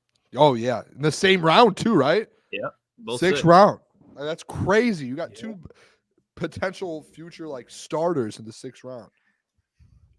Well, the next thing, another battle, edge opposite of Aiden Hutchinson, which this should be on everyone's list as a battle to watch. I mean, in the photo, is that Romeo in the back? Yeah, I think he snuck in. Those had to be from last year for sure. Oh yeah, obviously they're from last year, no longer on the team. But Josh Pascal made the cut. That's a very fine player. I like Josh Pascal. But they talk about, Marcus Davenport, James Houston's health and his progress. Josh Pascal, same thing, progress and health. And then Jeff also mentions Mitchell Agude as kind of, because he had great OTAs and minicamp. Yeah. So Derek Barnes, maybe a newish role coming off the edge sometimes. Like they have a collection of a lot of guys that they can put out there. It's going to be a battle. And Matty Betts, I didn't see Matty Betts in this article. I mean, I can check. I can double check. I don't see Matty Betts on here. Why don't we just focus on what we need to focus on and what's on the screen there, noting that real quick, but continue. You going, Booner, or you want me to take it? You could go. I've got to wrap my head around this. To me, it's going to be the most agonizing position to watch if they don't address it at either before the season starts or the trade deadline, because there will be plays that break down, quarterback breaks contain, and it's going to be opposite of Hutch, opposite DJ Reader, and it's going to be Marcus Davenport, James Houston. Somebody is going to give up a big play that I think is going to hurt the Lions, but at the end of the day, that's going to happen with any team. I just don't like the security they have with it, because it feels like they're playing money ball with it, where it's like you want to get a defensive end, but you want to get a defensive end who can stop the pass and get it in there against the run. And they're doing that with two players, it feels like, with Marcus Davenport and James Houston. And neither of those guys are sure options based on just what they've done in the NFL and their injuries. So it's something that I definitely think is something to watch, and it's not even the most positive way. I think if it's going to be saved, it's going to be by a guy with Josh Pascal, bringing in Terrell Williams. Hopefully he can really unlock him. But Josh Pascal, I think he really needs to step up and show why he's a 2nd-round pick. And I think if he does, that is a huge boost for the Detroit Lions, because he's a guy that can stop the run. And if he can upgrade his pass rush moves, I think that's where they can really start throwing nickel. You could put James Houston or whoever you want, Derek Barnes on the edge, and you let Pascal work as the edge. I think that's how you can create a lot of problems. Mm-hmm. Yeah, Klotz, I mean, I don't think you could have said it any better. I think it's just like about on that other side, like the Marcus Davenport, if he stays healthy, yeah, but that's the question. He's already injured. James Houston, we have seen James Houston, but he was injured all last year. And like, I'm not the type of person for him to get injured like that. I'm not going to sit here and say he's injury prone. Like, I think once he gets back, he's going to be good for the whole year. Like, I think his first year, him just not playing, I just don't think he was in the lineup until. Am I wrong with that? So like, I don't think practice squad, yeah. So like, I think now, like, I don't think he's an injury prone type of guy. I think it's just more so that now he needs to get the opportunity coming off of that injury. So I just think it comes down.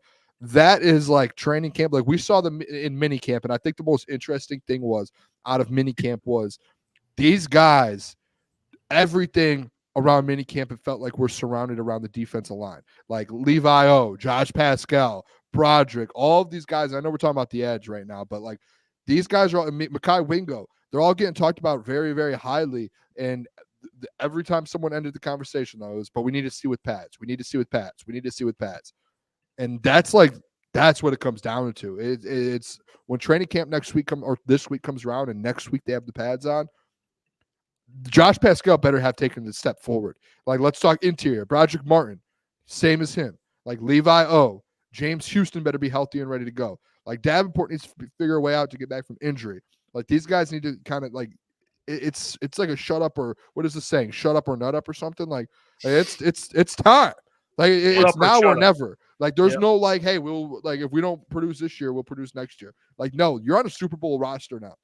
And if you, Josh Pascal, like if you want to play and you want your career to get taken seriously, like you're in a perfect position right now to go out there and prove people wrong and go win a Super Bowl and be a big part of it with James Houston, with all these with Marcus Davenport. And I think like guys need to kind of put that out there and go, okay, let's go. It's about that time.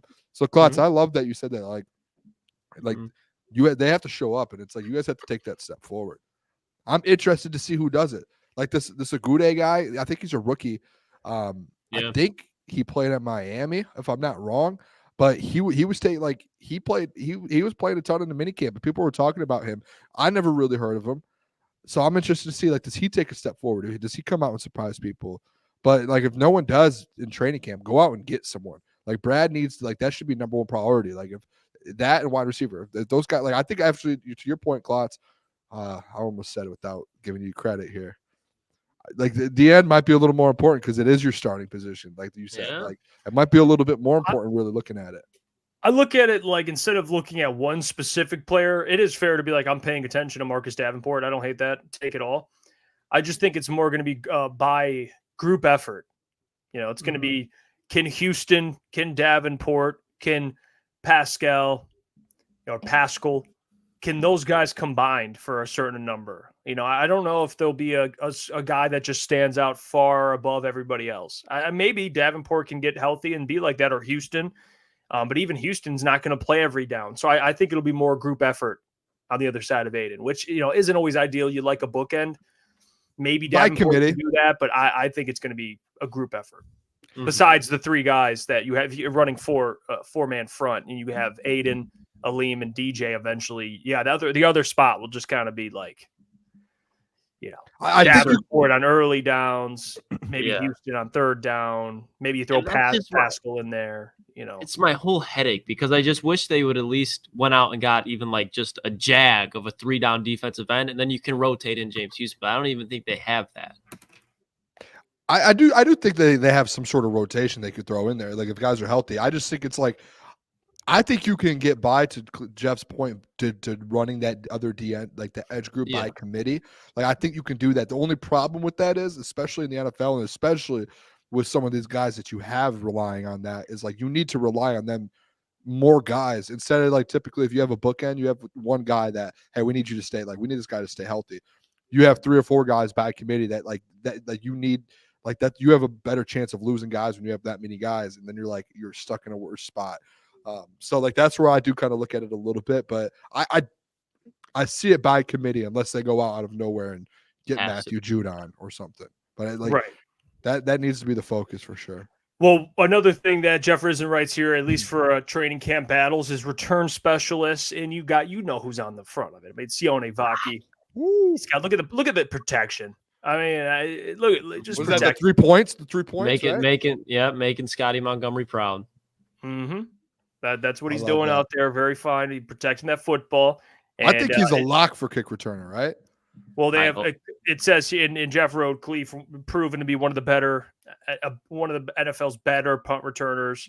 But now you have Sione Vaki, who they drafted, and like you said, Boone, you've been making that point of does it kind of change the way you approach this, given how valuable it may be this year? And do you put some of your better players out there that can make some plays? So I guess it just depends. Maurice Alexander, I see Brandon Dogs. You brought it up earlier, Lucas. Very good return specialist too. There's a lot of guys they have at this point. I'm the only thing I'll say this with the Cleves. I think this is a year, man, and you guys could tell me if I'm wrong. Maybe this is a year where you finally take Khalif off the kick return or punt return, and you throw a Vaki, or you throw a kick return. Yeah, you're going to need him more this year. Yeah, because that's the thing. It's I think Khalif is now more so, in my opinion, wide receiver 3 to if J-Mo Raman-Rao are down for a game, and you're going to rely a lot on Khalif Raymond this year, towards you will need him to stay healthy, one, and you want him all of his energy focused on the offense. I think of Vaki, Alexander, and then a kick return. If you do want to throw a J-Mo or someone in there, or a Leaf in there with the new kick return, I think it's okay. But I do think Khalif, just go out there and get 600 yards this year. Yeah, but I'm with you on punt return and kick return. Just to the reason you said, if one of those guys get hurt, this year is too important. I think the window is open for the Lions, but at the end of the day, you don't know how long it's going to stay open. So I think losing your wide receiver 2 or 3 on special teams is not worth it when you have really good guys behind him that can do it. If you watch Sione Vaki, when he was at Utah, when he got subbed in to be a running back, he was never supposed to be a running back there. They were having huge injuries at running back, and he just went in. If you watch him in the open field, man, he makes plays. He runs physical. He's way faster on the field than he runs at the combine or the 40, whatever. I think he ran a 4.6 something. When you watch him on the field, I said it once, he reminds me of Austin Eckler, and Austin Eckler would thrive on special teams early on with the Chargers, especially as a returner. So I think Vaki's not going to be able to get much as a running back this year, but you did trade up for a 4th-round pick, so that's where you can really get some use out of it. Yeah, agreed. Boone? Yeah, I just want to ask. I just want to throw the. Oh no! Can you guys still hear me? Yeah. All right, I unplugged the cord. I can't hear you guys in my headphones right now. He's gonna come up and say this is a disaster. Look, we got the ceiling cam mid-take. You just zoom in? What? I'm so sorry. I'm so sorry. I feel so bad right now. All right, I'm so sorry, people. I want to just. All right, you guys just talk. Booner, you wanted to say something. We already talked, and you rose your hand to talk. That was just such a disaster of a situation. Everything just went downhill there. Yeah, I mean, that's unreal. I mean, I unplugged the mic. I couldn't hear you guys. I knock over my computer. Oh man, that just shook him up. Like, do you still know what you're gonna say, or? Yeah, I do. No, I wanted to bring up this with Sione Vaki, and this was Klotz when he got drafted. I know Klotz was big on Vaki instantly.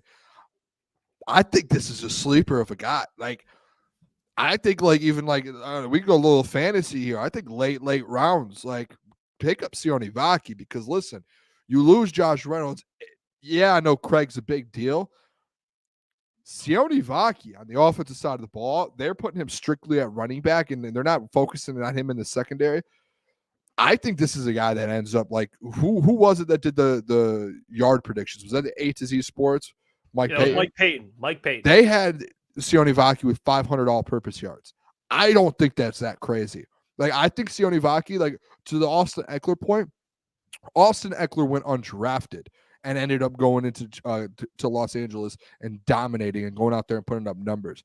Sione Vaki, to me, like to Clatchy's point, feels a little bit like a situation like an Austin Eckler, but he is like so versatile. Like, he can run the ball, he can catch the ball in the backfield, he can return kicks. He is going to have. They're going to be able to use him in so many different ways, and I truly think like you're going to come into like week 5 and week 6, and people are going to start talking about him and be like, this is a quiet weapon. Like, how did this guy fall so far in the draft? And don't even just think about this. Like, I think maybe if he went to a different team, maybe he doesn't have as much success. But coming to the Detroit Lions, a top 5 offense with Jared Goff, Amon-Ra, all these guys, and the number one thing too is Ben Johnson. Like, Ben is going to find a way to use him because he is an absolute weapon. Like, go watch his film at Utah. You could put him in any position on the field, in any situation that you want, and he will find a way to make a big play out of it. And I do love Craig Reynolds, and I think Craig's going to be he's still going to be a piece of this offense somehow, some way. Like, I think they end up keeping 3-4 wide running backs somehow because Craig is a piece that is valuable. But I just think Vaki ends up taking that 3rd spot. And yeah, you have 1 and 2 running backs, but when, like, you lose Josh Reynolds, I think, like, if a guy goes down or there's an injury, I think Vaki is going to be that guy that can go in the slot, can go in different spots. If Gibbs needs to go in the slot, Vaki's in the backfield. Like, I think Vaki is going to be used by the halfway point of the year. I think people are going to be like, and Dan and them are going to be like, well, we might have a dude here. Like, we got another steal. Let that man Booner cook. That's all I got to say. Booner, that speech should be hung. It should be written and hung over the Detroit Lions locker room. Sione Vaki. I agree with you. I will say, like, I would honestly be surprised for 500 yards. I'm not saying he can't. I would be surprised, but I'd be thrilled just because I think it's going to be hard for him to find that amount of touches. But to your point, Booner, he's a big play waiting to happen. So maybe 500 yards is on like 25 touches. You know what I mean? And I think that's very realistic, especially if there's an injury in that backfield. So I'm all for it, Boone. I'm all for it. I like the way we're thinking here. He liked the comment. I think it was from. Let me just make sure I give credit here. Jay Mommy says, didn't Vaki compete in 4 different things at the combine? Yeah, I mean he excelled at multiple position groups. Running back, receiver. He could just play different positions, and I think that's why he makes him so valuable because if you have injuries, he could just play different positions. So he's got a lot of value there. The last training camp battle we're going to go through before we get to Sam LaPorta making the top 80 of the NFL list, top 100 list. Kicker, Michael Badgley, Jake Bates, going at it. And then they also have running back depth on here. And then, oh my, it was Lamore, number 3 and number 4 tight end. So I'm just going to go through these and we don't have to break everything down, but they have kicker, which we agree, big storyline. Running back depth, which we kind of already talked about just now, Craig Reynolds and Sione Vaki, but they mentioned Donovan Knight on there. And he did mention in here, Detroit could keep 4 running backs, by the way. What you just said, Boone? Yep. So I think that's they will. No Kabinda, right? Yep, no fullback on the roster. Yeah. Says it right Yeah, there. I think like a Rodrigo will play fullback again, and I think they just keep 4 running backs and roll with that because especially last year, the situations where you were having to bring up Donovan Knight, you were having to before he got injured, like you're constantly moving guys up and down because there's injuries in that room. Might as well keep them, right? Keep 4. Yeah, I'm with you. Number 3 and number 4 tight end, which I like that too, James Mitchell. And he mentioned Zylstra and the new signings they have, and long snapper, which is my name on? Am I there? Is my name? Might be you. I don't know. We should hit Hogan Haddon. We should hit Hogan up. We should get Hogan. We should ask if he wants to do a video. Well, you have Hogan Haddon, interior defensive line depth, which the Levi O show. There it is. The big show, baby. And then outside cornerback depth. So, some of these, I mean, I like all these. I mean, even the interior defensive line depth, I actually like that a lot because of all the guys that are going to be competing. I mean, John Kaminsky playing more inside, Levi, obviously Levi Ozarike, Mekhi Wingo, and then you have new coach Terrell Williams. So that pumps me up, dude. Broderick Martin as well. Don't forget about the Mekhi. Oh, we actually talked about it. Sorry, never mind. And then outside corner depth, which we also talked about when we, mentioned our things to kind of watch is the secondary. And then they even mentioned Stephen Gilmore made the roster but couldn't get on the field at times. Stephen Gilmore still hanging around, still hanging around. He showed out too. Like he was very consistent. It didn't really matter which team he was going against. Like he was making plays against the ones I remember in camp. So again, another reason to bring Stephon Gilmore home, but it's not going to happen. He had a pick in the preseason too. I think it was against the Giants or the Panthers. Yeah, and he's kind of young too. So I don't know his age, but like he's still a younger player to where he could still kind of develop like that. Especially if you're in one spot, you could develop and turn into something for sure. Well, that was a weird. Sorry, I just read a very interesting message. But I'll continue here. Let's get to Sam LaPorta. All right, Sam LaPorta, top 100 list. They announced he's listed at 80 on the top 100 list. So they come out with their own video, which I love watching. They do such a good job at NFL Films. And let's listen to Sam LaPorta's introduction here. Quick question. Yeah. Are we going to get tagged if we play it or no? Okay, well, let's say this. So for those who are watching, if this just cuts to the end, we got flagged. Yeah. Okay. Let's watch. Keep us on the screen so we're at least like reacting to it and see. All right, let's hear it. Because NFL Films, who knows, dude? No, let's hear what they have to say. The only guy I see, close and comparable to him is the guy from Detroit, Sam LaPorta. Keep being you. Go in. You're gonna set a new standard, baby. That just fired me up. Set a new standard. Excited. Well, you kind of react to this. I haven't watched this Sam, yet. did a great job coming in this year. Touchdown, Sam LaPorta. Obviously, Detroit has kind of make him a focal point in the offense. We rely on him a lot. As a rookie, Sam LaPorta set single-season franchise records for catches, yards, and touchdowns by a tight end. And his 86 receptions were an NFL record for a first-year player at that position. Dog food. He's playing with them. He didn't really look like a rookie to me. Thanks, bro. You are wrong. You too, man. You keep it up. No. You're doing it, Especially coming in as a rookie, doing that is something that's not easy to do, and a lot of rookies don't do that. Touchdown, Sam LaPorta. Big guy, good run after catch ball skills, and isn't afraid to, put his shoulder down. Hey, you know what?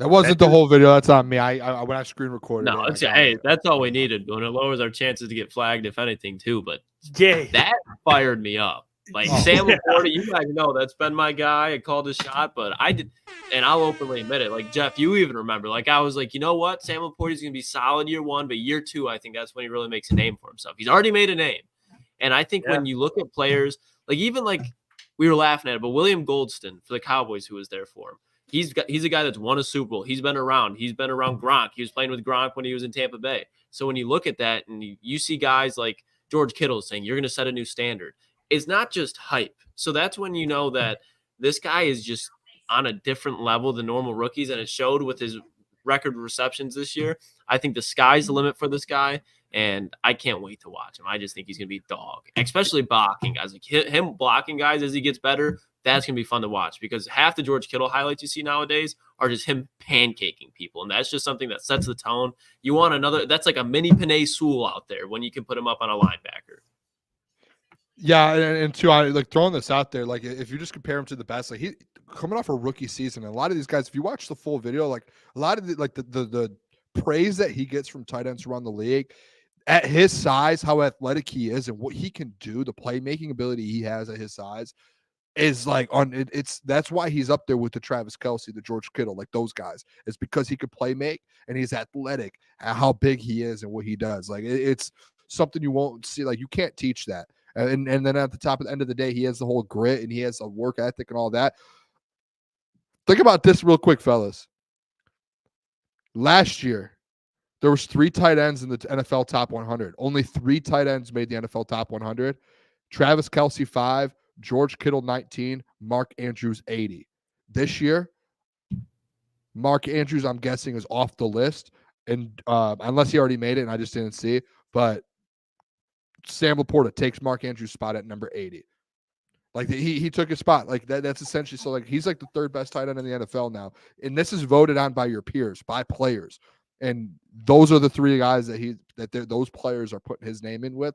Is Travis Kelce and George Kittle. Like people know who he is now, just like we've talked about 100 times. So can I ask you guys questions real quick about this NFL top 100? Sure, bud. Did you guys have any more things about Sam LaPorta? No. I was going to say kind of what you were saying with the 100 list. Like the one pushback with the NFL top 100 that people give is like, oh, it's player like narrative push. Like they want to see their guys in there. Like if Sam LaPorta's in there as a rookie tight end, like that's saying something if the players are vouching for him like that. But that's all I really had to say. All right.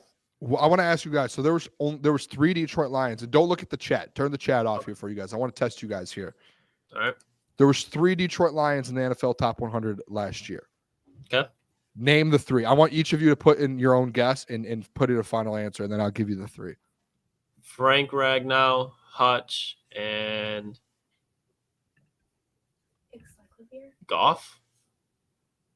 Is that your final? I don't know. There's only 3. Like they could. How are you going to leave Amon-Ra? I know Hutch got in at like 97. I want to say like he was like at the hundreds. I don't feel like they. I'm going to say Frank. Frank, Penei, and Goff. I mean, that's a good 3. So I don't Frank, Penei, and Goff. That's your guys' 3. I mean, maybe. But then I feel like naked not put an Amon-Ra in there. Man. Yeah, I would go Amon-Ra. So who are your guys' 3? Jeff, Frank, Penei, Amon-Ra. Okay, so I'll go. Penei, so then I'll go Frank, Penei, Goff. Or no, I'll go Frank. I'll go Frank, Penei, Hutch, because I know Hutch got it. Or unless I'm tweaking. No. So Aiden Hutchinson was 88th last year in the NFL top 100. Mm-hmm. Amon-Ra, and I want to double check this number. Amon-Ra was number 67, and Jared Goff was 66. No Frank Ragnow and no Penei Sewell got left off the NFL top 100 last year.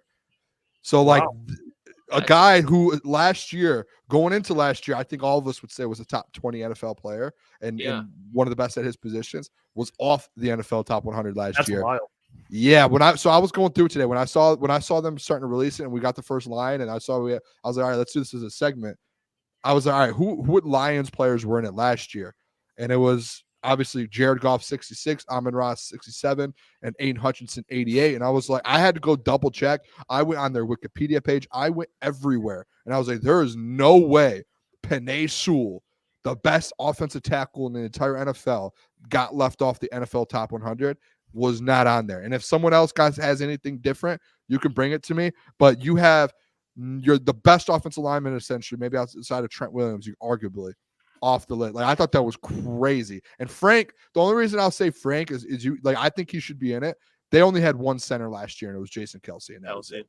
So they didn't have any center. They didn't have many. They had one center on the whole list, which I guess like you're probably more so if guys are voting, they're putting in skill positions most likely when it comes to that. So I just think that's crazy. Penei Sewell. I think this year you get Sam LaPorta, Jared Goff. He moves up from 66. Amon-Ra moves up from 67. Hutch is going to move up from 88. So that's already 4. And I think Penei Sewell is a lock at this point now. So I think the Lions at a minimum will have 5. And then if you want to go Frank, Branch, or Gibbs, I think Frank potentially could get in, but I think at a minimum. I don't think Branch will be in there. No, those are just guys I think could make the cut. Probably. Do you think there's a chance Jameer makes it? No. Potentially.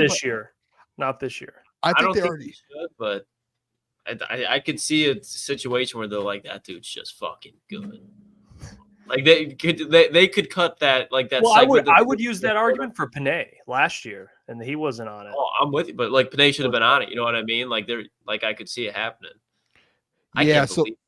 So like they already have on there. Kyron Williams was released today at 78. So like, and he was first team all pro. Not then.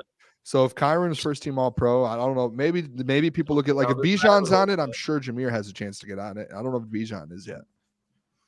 That's a fight you don't want right now, Jeff. Let me tell you, that's a fight you do not want. Hey, what about Frank? You guys like? No, if he was off last year, and it's already at what are they at today? Well, they had one. They didn't. I don't think they've released a center on the list yet, and they had one last year. Your Jason Kelce point. It's a good point. But you got it. But do you think like if they're gonna do one? And I know as Lions fans, we don't want to hear it, but I think they'd put Creed Humphrey in there over Frank, especially the fact they just won the Super Bowl. Yeah, I guess if you're like looking at all pro though, your all pro centers this last year with Jason Kelce and Frank Ragnow. And I know it's players voted, but if you look at that, like the two guys that were voted in were Frank Frank and Jason Kelce. So like if you take Jason Kelce out, the next man up would be Frank. And Jason Kelce was very high on it last year. I'm going to go look real quick and see. Yeah, he was 37. Yeah. So he was very high on it. It wasn't like he was at the back end. It's weird. I mean, Kyron Williams made it. Players must think he's pretty good. Oh yeah. Yeah, I'm not denying yet he didn't have a great season. What I'm denying is that, hey, he's going to be better than Jameer Gibbs, and he's going to be able to replicate that again, but considering the fact, again, that was his first year as well, 12 games, great season, but he ain't got it like that. Not like Jameer. He's going to be a good running back. He'll be a top 10 back next year for sure. He had a better year last year than Jameer. Yeah, statistically, I'd say. Yeah, that's I think you could say. Yeah. But who's a better player? I think we all know. Yeah. Yeah, I don't even want to make it a Kyron versus. Well, you can't say that yet, Booner. You can't say that. You can't say that yet, Booner. Remember, you got to see that first. You got to see that first. You know how asinine that sounds like here in the back. Yeah, yeah, he didn't and like it wasn't that even one. so much you. It was more so Mr. Baydoun. Yeah, and I don't want to make it a Jameer versus Kyron, but I put some respect on Kyron's name. That's more of what it is. I'm still absolutely stuck on the Penei thing, boys. I'm not gonna lie. No, that is mind blowing. But they put no thought into it. Obviously, making that list if you put Penei outside the top 100, so don't put too much thought into it yourself. But just no thought. I think Penei will get that respect because this year, if he's not top 20, players. I mean, the defensive linemen know. They know who he is. Yeah. So last year it was Laramie Tunsil, 85, Teron Armstead, I think I pronounced it right. Yeah. 83, Lane Johnson, 41, Trent Williams, 14, Tristan Wirfs was 98, and they've already announced a couple tackles. They announced Laramie Tunsil. I think Wirfs was like 88 this year. I think Wirfs already got announced. Yeah, Deion Dawkins from the Bills was 96. Tristan Wirfs was 85. So they've announced a couple already. I don't see how Panay doesn't get in the top at least 30. Like I could not wrap my head today. I thought I was going crazy. I was like, there's no way that this is a thing. I don't know, dude. I'm sorry. That was just shocking to me. If top 30, I think is still disrespectful. Like that man was the best lineman in the NFL. And I would say put a couple wide receivers, put probably 5 quarterbacks. But then you start talking about defensive ends. Okay, if they're so good, what Panay Sewell is shutting those guys down every week outside of the rando was it the Packers linebacker that I can't even remember who his name was. Like that was his play of the year, was beating Panay Sewell. That will be his shining moment in the NFL. So Panay's got to be a top 20 guy in my opinion. Mm-hmm. I hope so. I really do hope so. Well, let's get the mailbag. Drop your questions. We got about 13 minutes left. I got this one from Eric about that. How about this? Who do you think makes the list this year amongst last year Lions?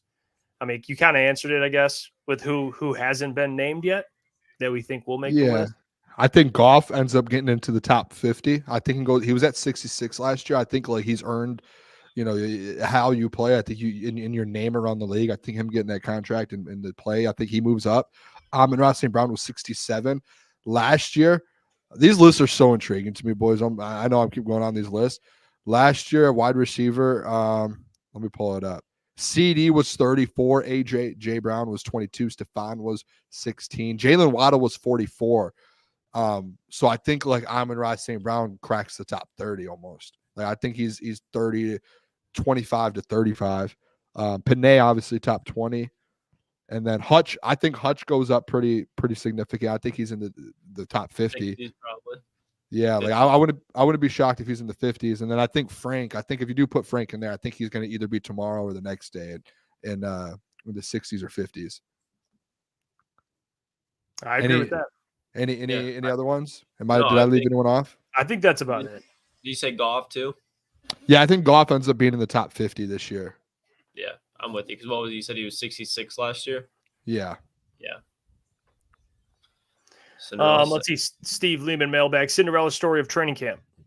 I think if there's going to be one, it's going to be Broderick. Ooh, I like that, Klotzy. That's my narrative. Let's go. I'll push it. I'll be wrong because you guys know I definitely was very critical of Broderick. And I've came around. I've been like, yeah, you know what, Booner, you're right. Let's give him a year, let him develop. So I think he's got all the tools. You saw him pushing the quad or pulling the quad with the trailer, putting in work, lost a lot of weight. And I think he does have more to provide than Levi. And I just think if there's going to be somebody to do it, it's going to be Broderick. Well, how about this? Give me the Antoine Green Cinderella I like story. that, Boone. Give me the Antoine Green Cinderella story. That man goes out there and puts up some numbers. People start talking about him, has a good preseason, and ends up making the roster and being a part of the lineup here. Can I, Cinderella story meaning like someone you don't expect and then they play really well, or is that, how would you define Probably someone who's like not like a big name and ends up, people start to talk about and becomes like a bigger name. I would say Doris Fountain. I'll go him. Like a little storyline. Listener of the program. He is a Crunch Time fan. Yep. Fontaine. That was so funny. We all did it though. Yeah. Well, that guy up north mailbag. Why do some fans want to double JMO's offensive touches next season? Rightfully so, but are scared to give him the reps at kick return. Kick returner. Kick returners are no more dangerous than any other play now. Because I think you have more of at least I would be less mad if J-Mo's out there playing wide receiver. He was drafted a wide receiver. He's a first-round pick. You don't see other teams that draft wide receivers in the first round putting them back at kick returners. Tyreek Hill started out as a kick returner, and he was a 5th, 6th-round pick, and they're like, oh, shit. We shouldn't probably put him back there. They did situationally, but he wasn't their full-time guy. So if J-Mo's out there for a couple kick returns, that's fine. But I think J-Mo has proven to be an injury-riddled player, and hopefully that goes away. But I think you raise the injury chance of that happening to him when you put him on kickoff. The more opportunities, because, yeah, it's the same as an offensive play, but it's really not because you know that J-Mo's going that direction. He's in the wide open field. So I think there's more chance for him to get blown up because I don't think the blocking is going to be as good as the Lions' offensive line is. And there's more guys for him to beat because you're running at 11 instead of 3 guys when you beat the secondary. So I do think it's different. Yeah, I think the snaps is different than kick return. I've been big on the kick return as well. But I do think, like, if you want to be a wide receiver 2 in the NFL or a wide receiver 1 and one of the best in the NFL, like you're going to get the snap. It has nothing to do with injuries at that point. It's more so just getting hurt on plays like in kick returns that you don't need to be in on. Like, but I do think, like, again, I've been a proponent of J-Mo being a kick returner. So I will stick to that. No, don't have him return kicks. But I did I miss the Ryan Day segment? Did we talk about that? No, we'll move it to tomorrow. Yeah, let's do it tomorrow. Damn it. Sorry. All right. Let's do it tomorrow. No. We can cook. We can cook for that. Right. Yeah. Was it Feinbaum? You know? Yeah. I'm not a Paul Feinbaum fan, but that man was spitting today. He's been saying what I have for the past 3 seasons, and I've been, why do you hate Ryan Day? Why do you hate Ryan Day? He's winning games. Well, because he's losing the big ones, but Paul Feinbaum put a little bit more adequately than I did. Yeah, Ryan Day is a bum at the end of the day. We all know that. He's a good coach, but I'm sorry, he's a bitch. He's a bitch. He doesn't know how to build a culture. I think if you could hand the Ohio State Buckeyes roster, especially this year, to good coaches around the country, they're going to win at least 10 games. Ryan Day, I think he's been around Ohio State for a little bit, so he's able to kind of figure out the culture a little bit quicker somewhat, but then he peaked out at what the culture is after year 1. Like, after that Notre Dame game, I was in awe. I was just in awe. I was like, this dude is an embarrassment of Ohio State. Calling out Lou Holtz after Notre Dame had 10 guys out there, and you're going to act like you really did something, and you've been 0-3 against Michigan. Dude's a coward. Thank God Chip Kelly's here. We're going to run the ball. Classic Ohio State smash ball football. They're going to have like 2K yards on the ground by like week 5 with Travion Henderson and Quinyon Judkins. Thank God. Thank God for Chip Kelly. Lucas, we're going to watch that game again this year? Michigan, Ohio State. I'll be in fucking Michigan here. I cannot. Yeah, you will. I cannot wait for college football, boys. Today, obviously, I have another full-time job, and today I took 2 sticky notes and I wrote down every single day that I need off for Detroit Lions games, and I wrote down every single Saturday that I need off. And I cannot, like, it just got my blood pumping. It got me rolling, and I'm like, I cannot wait to go watch Michigan, Texas, Michigan, USC, Michigan, Oregon, Michigan, Ohio State, Michigan, Texas, Boone. I cannot wait. Bring on Quinn Ewers. I don't care. Quinn Ewers. Ask Jeff who. Me and Jeff played college football. Jeff, who won? With Texas. He told me if I say I won, I have to say it's with Texas, which it was with Texas. I did have Texas. Who were you, Jeff? Who was I, Boone? I picked LSU. Yeah. Oh, he was playing it off like he was some bad team, huh, Boone? Well, it was like 8. Did not have Jaden Daniels, Blake Neighbors, and all in company. Number 2 and number 8. That's fair. Hey, but we played a more fair matchup. Penn State versus who did you have? I used Drew Aller, and what happened? Boom. Yeah, give up on it, man. Give up on it. What did I have? Drew Aller. You had you had a top 5, like a top 6 team, and I think Penn State was like in there too. I don't remember what. Oregon?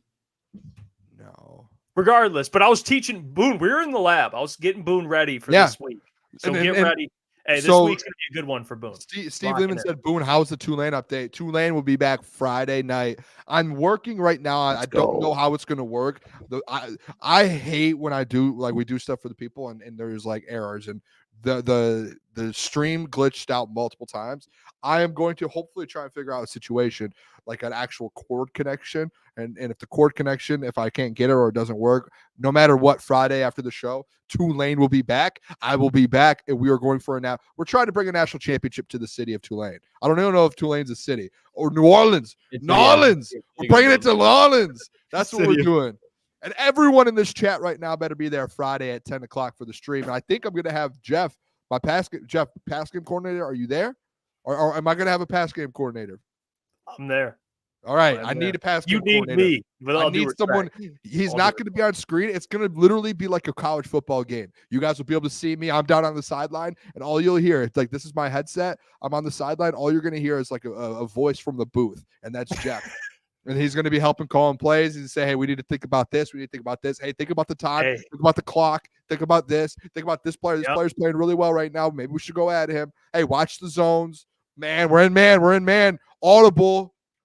Hey, Boone, what was I see Ryan, Jeff, it was so frustrating and funny. Yeah, I was busy last Friday. I caught the stream, but I was watching it going, Boone. We got to get Boone locked in. But it's good. That's what makes it fun.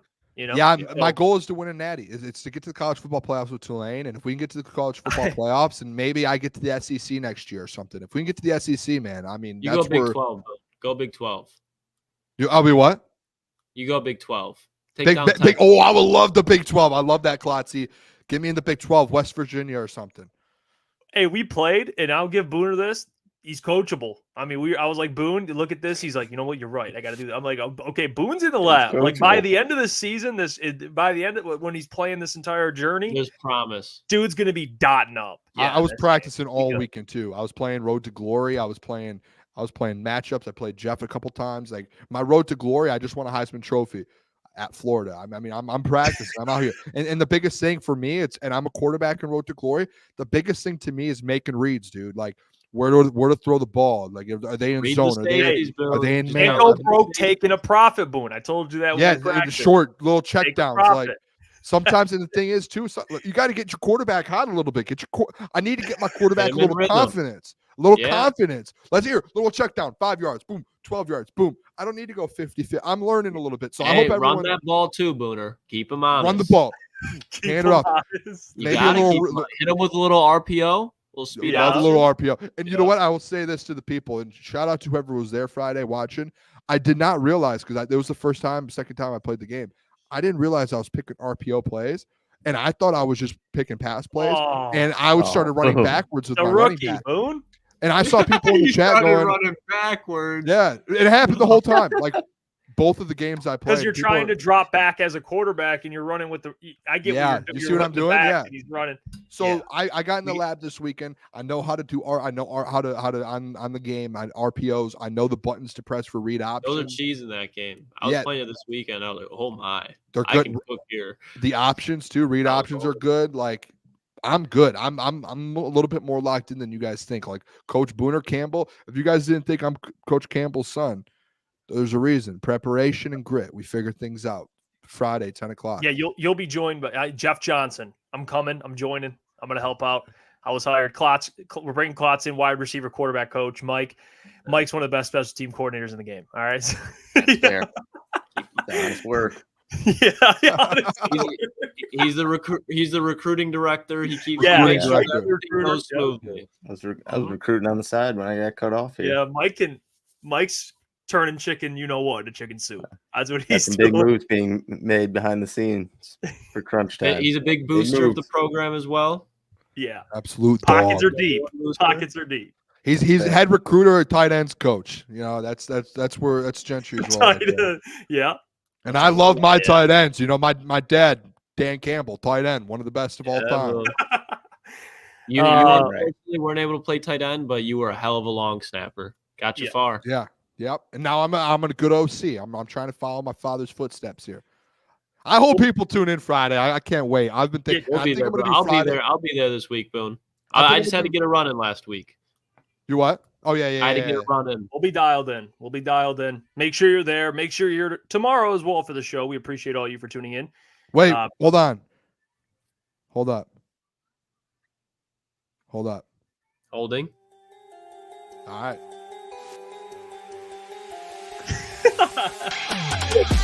You know what? That's fine. Now we got to yell at Booner for making the music. My God, you just killed everybody at home's ears. Probably woke some kids up, woke some parents up. You just caused home issues. It's okay. You know what, Boone? We still love it. And we still love all of you guys for tuning in. Thank you so much. Don't forget, subscribe. We're about 1,400 away, 1,300 away from 10,000. So be there tomorrow. Until then, we appreciate you. Stay blessed out there. We'll catch you. Deuces.